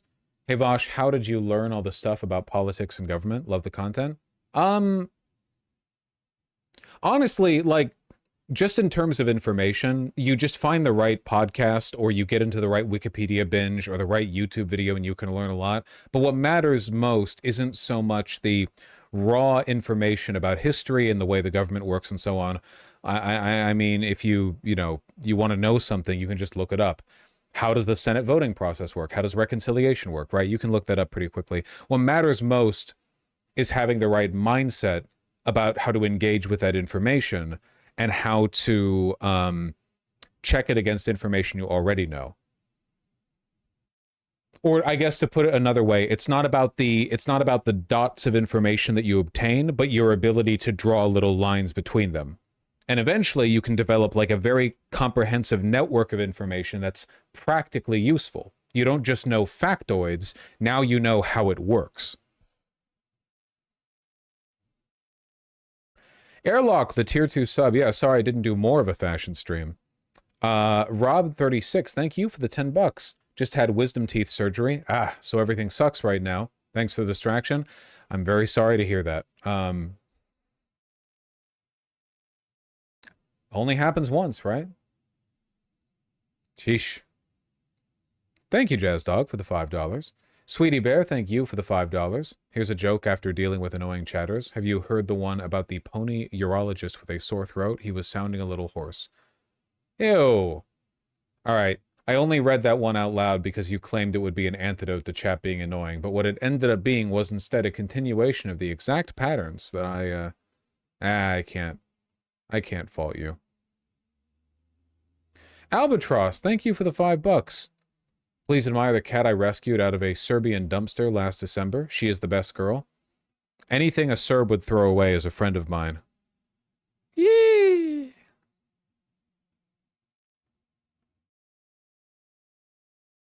What a little baby.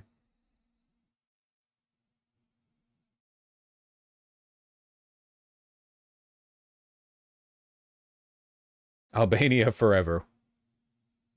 What a pretty coat that is. Very, very cute baby. Temple Siege Brothers, thank you for the $5. Yeah, the majority of like tailoring in America is done by immigrants. It's just not many people in this country care about it, you know?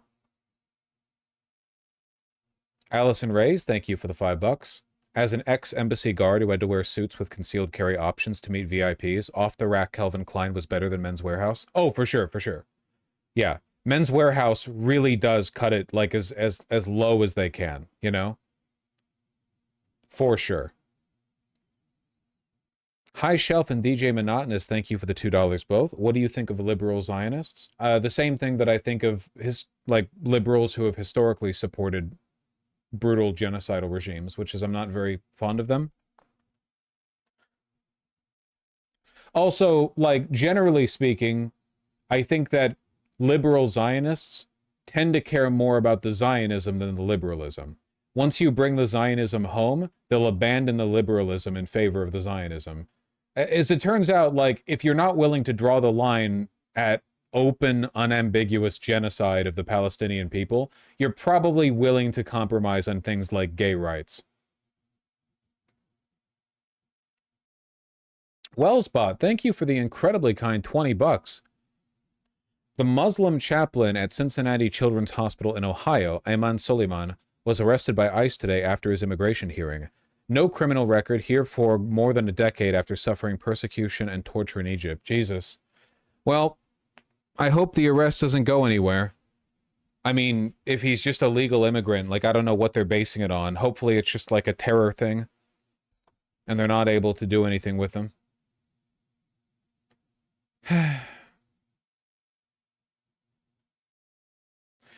Relentless Profanity and Evi Rivka, thank you for the $5 both. Really appreciate that. I didn't actually shit earlier. I just pissed and washed my hands and then came back, okay? Isaac Lee Wright and Ghost of Avalon, thank you for the $5 both. For Japan, it's insanely difficult to convince anyone to borrow money because the immediate response is them asking, are you saying I'm poor and or greedy? Good! That's good! Debt should be illegal. There just shouldn't be any such thing as debt. I don't believe in debt. It shouldn't exist at all. Or you should have like that biblical every year all debt is wiped thing.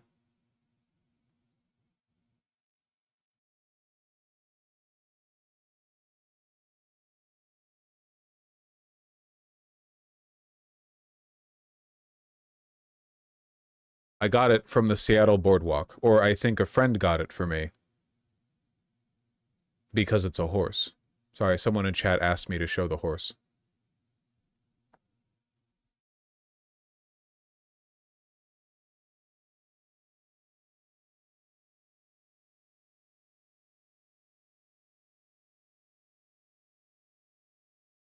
All right, Lexi G, you need to calm the fuck down, all right?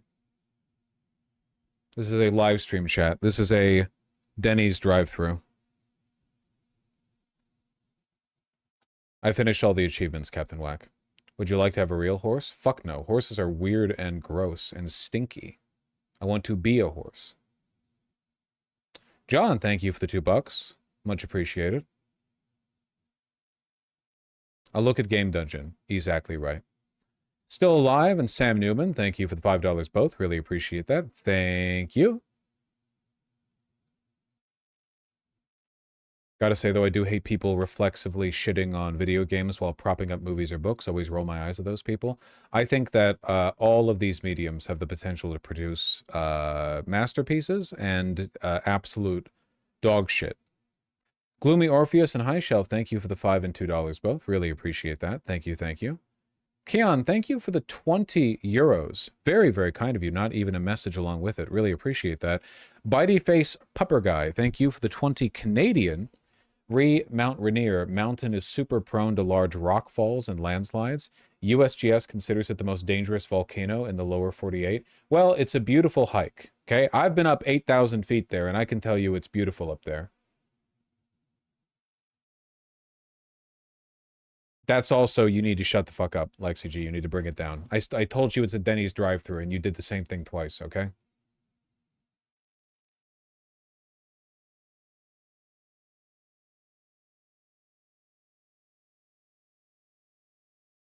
Rainier is really pretty.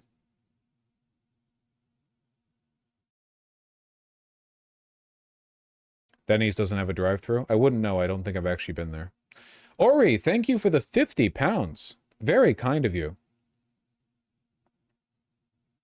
Sorry, Vosh, my anxiety is out of control today. Okay, Lexi G, you're not understanding. I don't care. You when I say, like, this information is, like, just...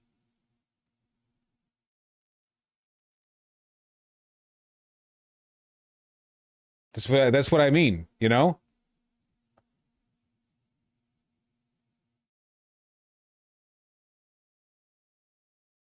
What was I saying?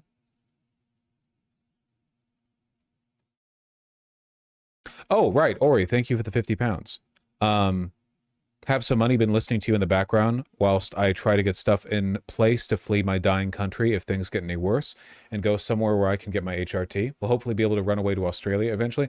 Australia's future is definitely a lot brighter than the United Kingdom's. Yeah, Jesus. Thank you very, very much. God, I can't imagine how bleak things are to be trans in the UK. Like, you have, like, no options in front of you, basically. Thank you very, very much.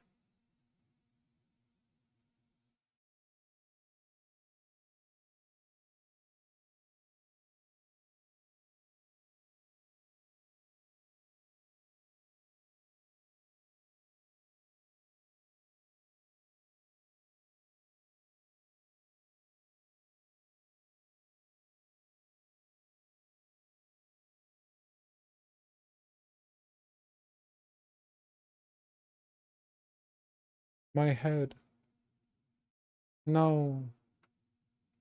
Arcane Spaghetti, thank you for the $5. Vosh, I bet you, close your eyes and listen to something as magical as Rush 2112. It's prog rock with a story, so you might like it. Nope. I don't take music recommendations as is, but music recommendations framed as like, trust me, dude, this will make you like music. Absolutely not. Worst kind of recommendation. Worst, what do you call it? Category. And Joan Bolt, thank you for the $50. My goodness. With a great message. We stand fashion segments. Look at that, folks. Can tell you where the money is. You wonder why the Democrats are why they are. It's because of the donor class. Well, I'm telling you folks, all right? I'm susceptible too.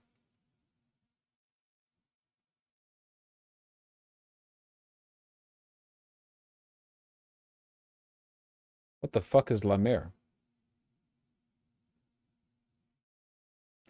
What about recommendations that you might like? I don't really think you get it, okay? I don't not listen to music that much because I listen to music and go, oh, I don't like it that much. I don't listen to music that much because I just have a disposition towards other types of media. The problem isn't the quality. I know the kinds of music that I like. And when I do want to listen to music, I really like the music that I listen to. This is not a, like, you're doing the you haven't had the right guy yet bit to a lesbian, okay? Like, you're not engaging with me where I am.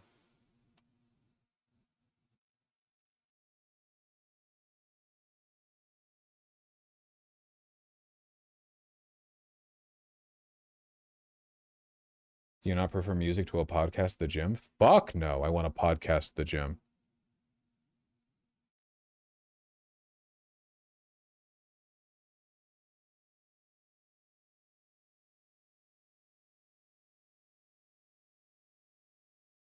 Well, penis music is allowed on YouTube. You know, it's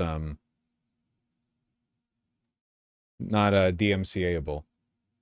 So that's like a stream-friendly category. All right, tone it down, nuts, or your ass is getting demodded. I can't keep defending you. I can't keep putting my neck out for you.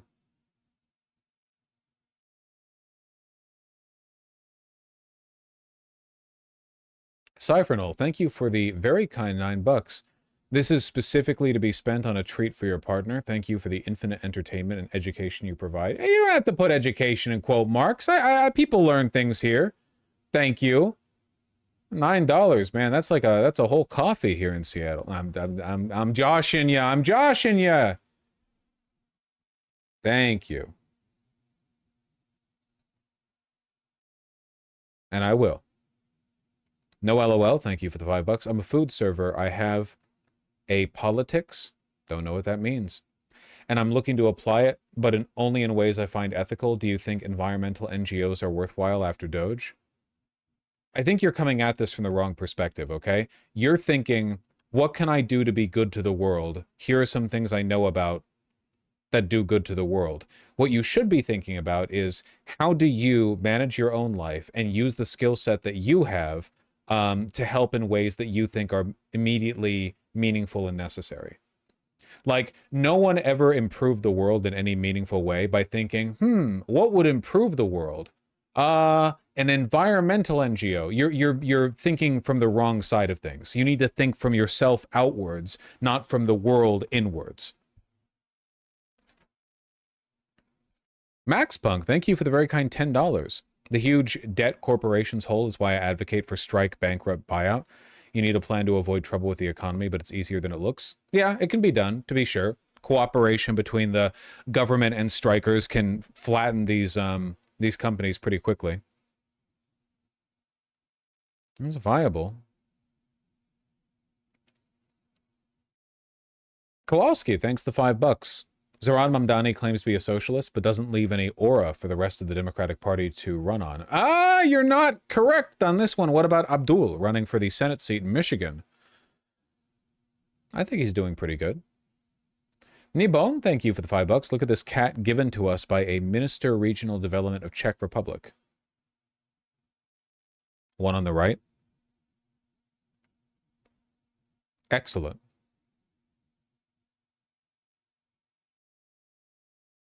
Wah!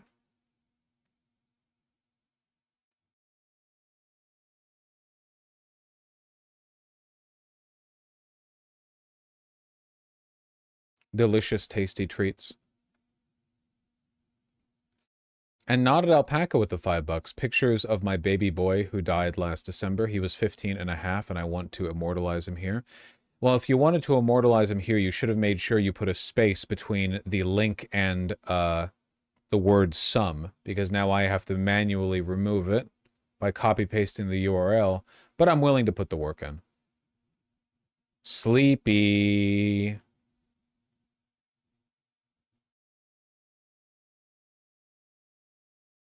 Ooh. Would it be racist of me to say that he looks like a little bean? I swear I don't mean that in a race way. I mean that in a body-shaped way. Yes, it's racist? Okay. Hello, little baby. 2 little babies. Where are my little fucking babies? Let me see if any of them are on the top floor.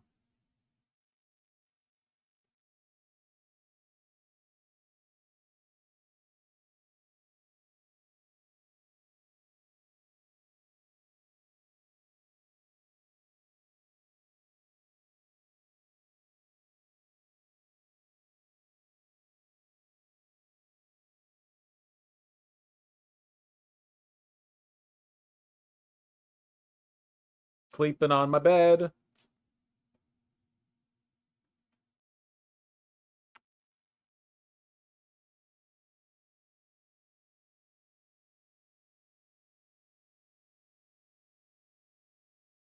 I'm gonna miss him. I'm gonna miss him too.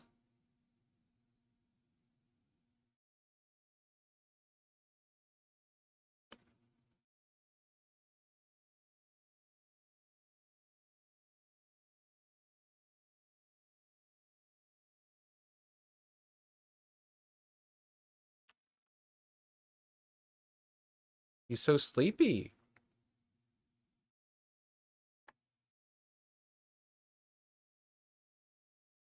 He going somewhere? I'm going somewhere.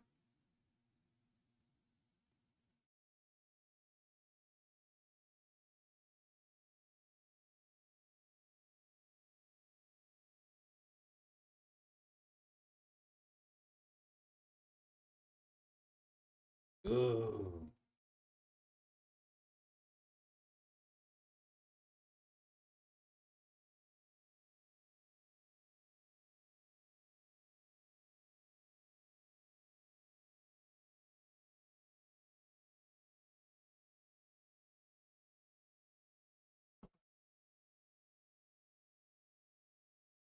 Clean his goopy eyes. I will when he's not so sleepy. Right now it would just annoy him. Ooh, he wants to escape. Look at how well behaved he is. Look at this.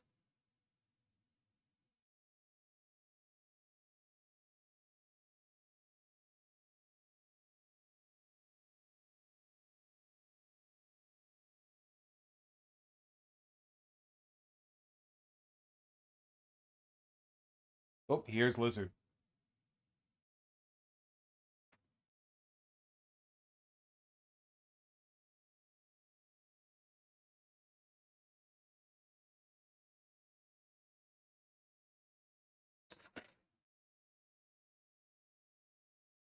When are you moving?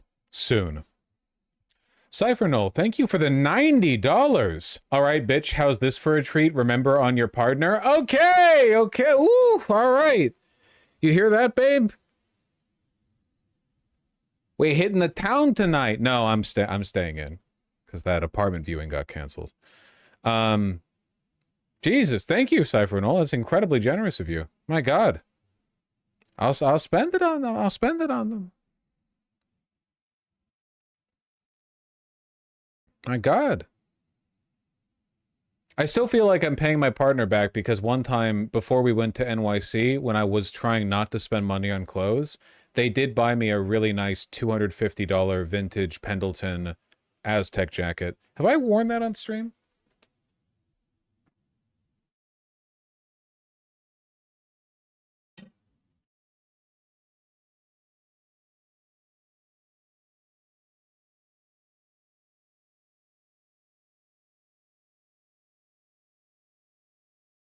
Which I'm very fond of, because you have like it's like a Western bomber fit, like Southwestern, you know?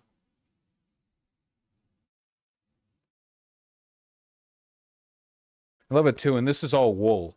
The band around the center.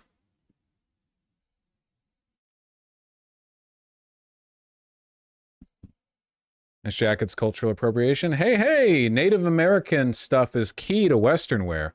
That's the problem. That's the thing I fucking despise, by the way, about Texan cowboys, because you're too far east. You know, the Texan cowboys, they have the 10-gallon hats and the shirts and the so on. Where's the bolo ties? Where's the Navajo pattern blankets, motherfucker?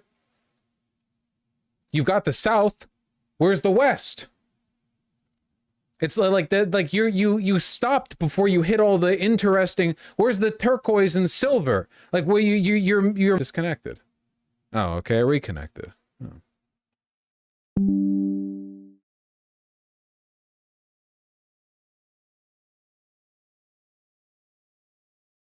Mini F. And cowboy culture is easily Spanish and Mexican. Yeah. Oh yeah, for sure. The majority, like the big influences on cowboy culture. Okay. Listen, you have like a 3-point match, right? You have outback, rural, westward expansion Americana and everything that comes with it. Okay. So you've got button-up shirts, blue jeans, big boots, right? And then you have the patterns and design work, right, of like Native Americans, right? Like the Navajo, famously. You got your turquoise, your bolo ties, you've got your patterning. I mean, this sure as shit isn't a European pattern.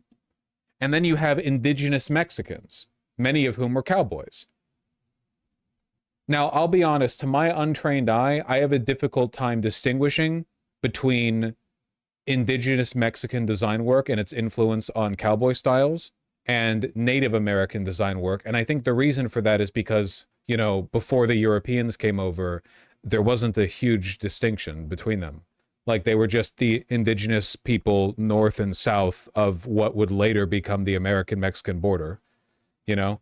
So I guess you could say it's a combination of the Americana and the native contributions with Navajo and, you know, indigenous Mexican and so on. But the important part is that if you're missing the indigenous contributions, you are dog shit and poop. Oh my God. Okay.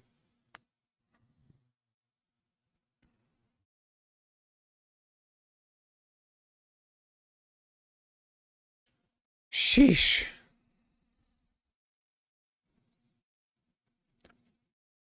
I will respond to that in a second. And I know I literally just showed this on stream, but I will always bring this back because it's very important to me, because it's my favorite, like, Native American lookbook. But the double RL Native American, the double RL, like, cowboy Navajo designed line is my favorite cowboy look there is. It's so fucking good. It's so beautiful. I think I even have, hold on.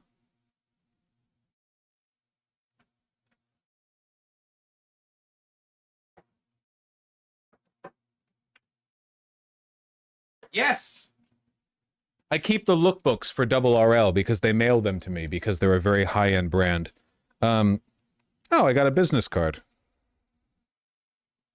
Over on Melrose.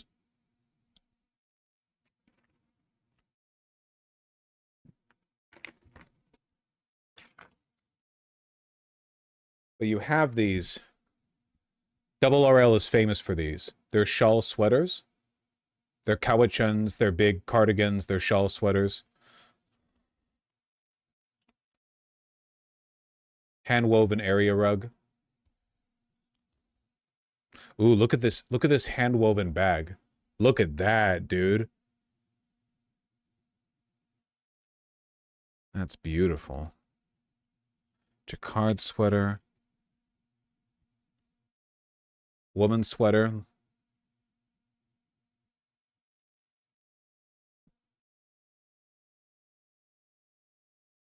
And oh yeah, big fan of this tote bag as well. Same pattern.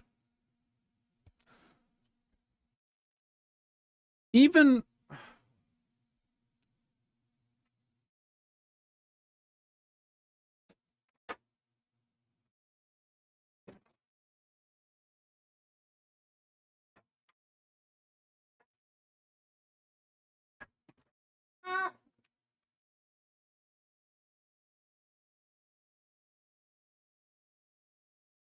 okay. Double RL, fall holiday 2024.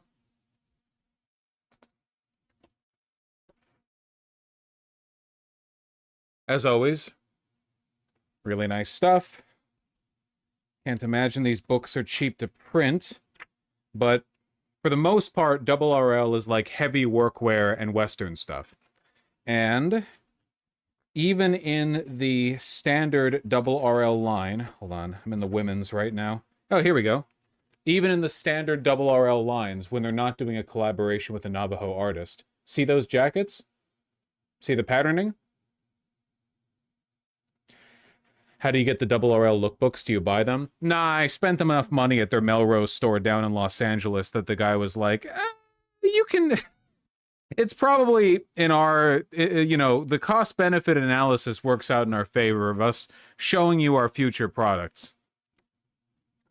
He was real nice.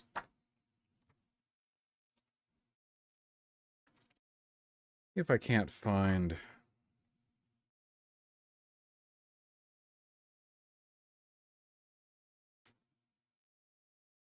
more Western wear.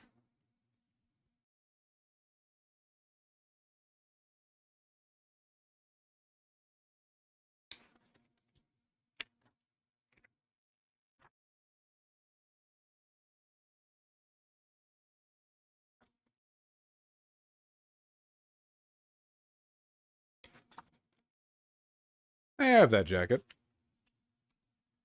If you take a look at the patterning on a bunch of their wool, blanket, shawl collars, even shirts, you see that there's native influence literally everywhere. Fuck, this is the last page. See?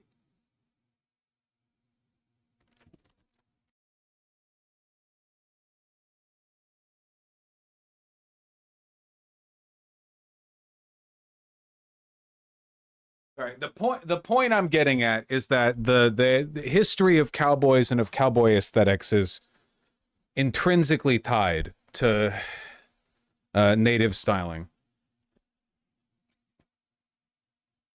Okay, let me finish these because my headache's not going away. Thank you again, Cypher Null. I really appreciate that.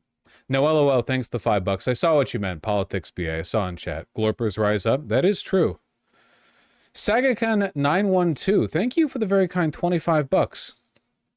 Fled fascism in Russia only to end up in the same situation in the US. Sorry. Yeah. Hey, it's better over here than it is over there. At least for now. We do have a bit more of a democratic tradition here in this country, so I think that as bad as the government gets, the character of resistance is going to be different here. Or I guess I should say it's a very low bar. It's a very low bar. I'm setting a very low bar. That is true. I am. Memory Suit, thank you for the very kind $2. John Posey, thank you for the $10. Traveling to Transnistria in September? Sure, fuck it, why not? To ask locals what they think of Trump. Any question I should ask IRL Nazbuls? You've commented on Novorossiya before. Screw Putin, by the way. Oh, fuck. That's a pitch to a person with a headache. What questions would you ask Transnistrians on Trump?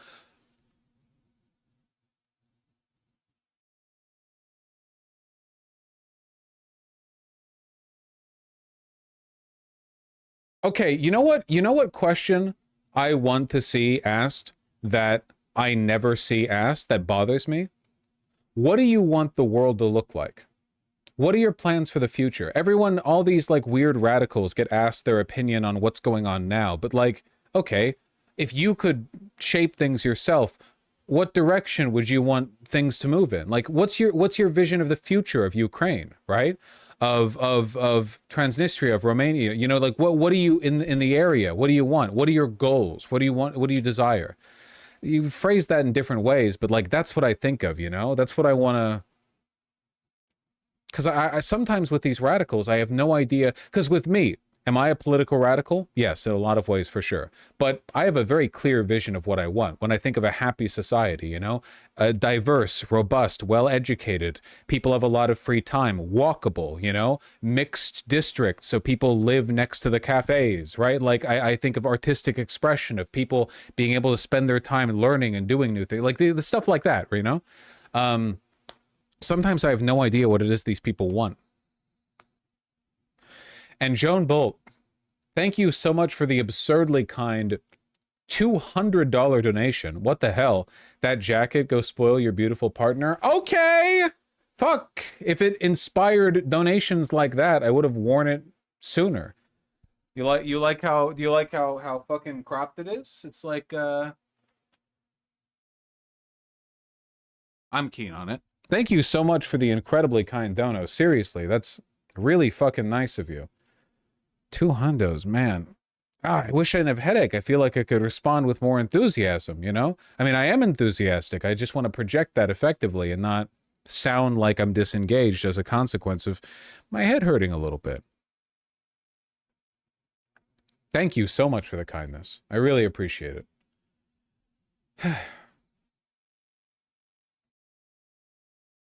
Dance for us, white boy? All right, for you.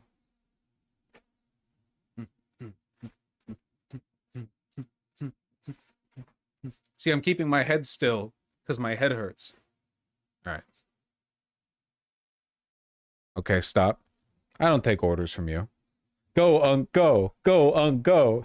All right. I'm going to go. I'll see you guys tomorrow. I just need to lay down, have some water, and I'll be fine. Okay? Take care. Drink water. And get some good sleep tonight. I'll try to as well.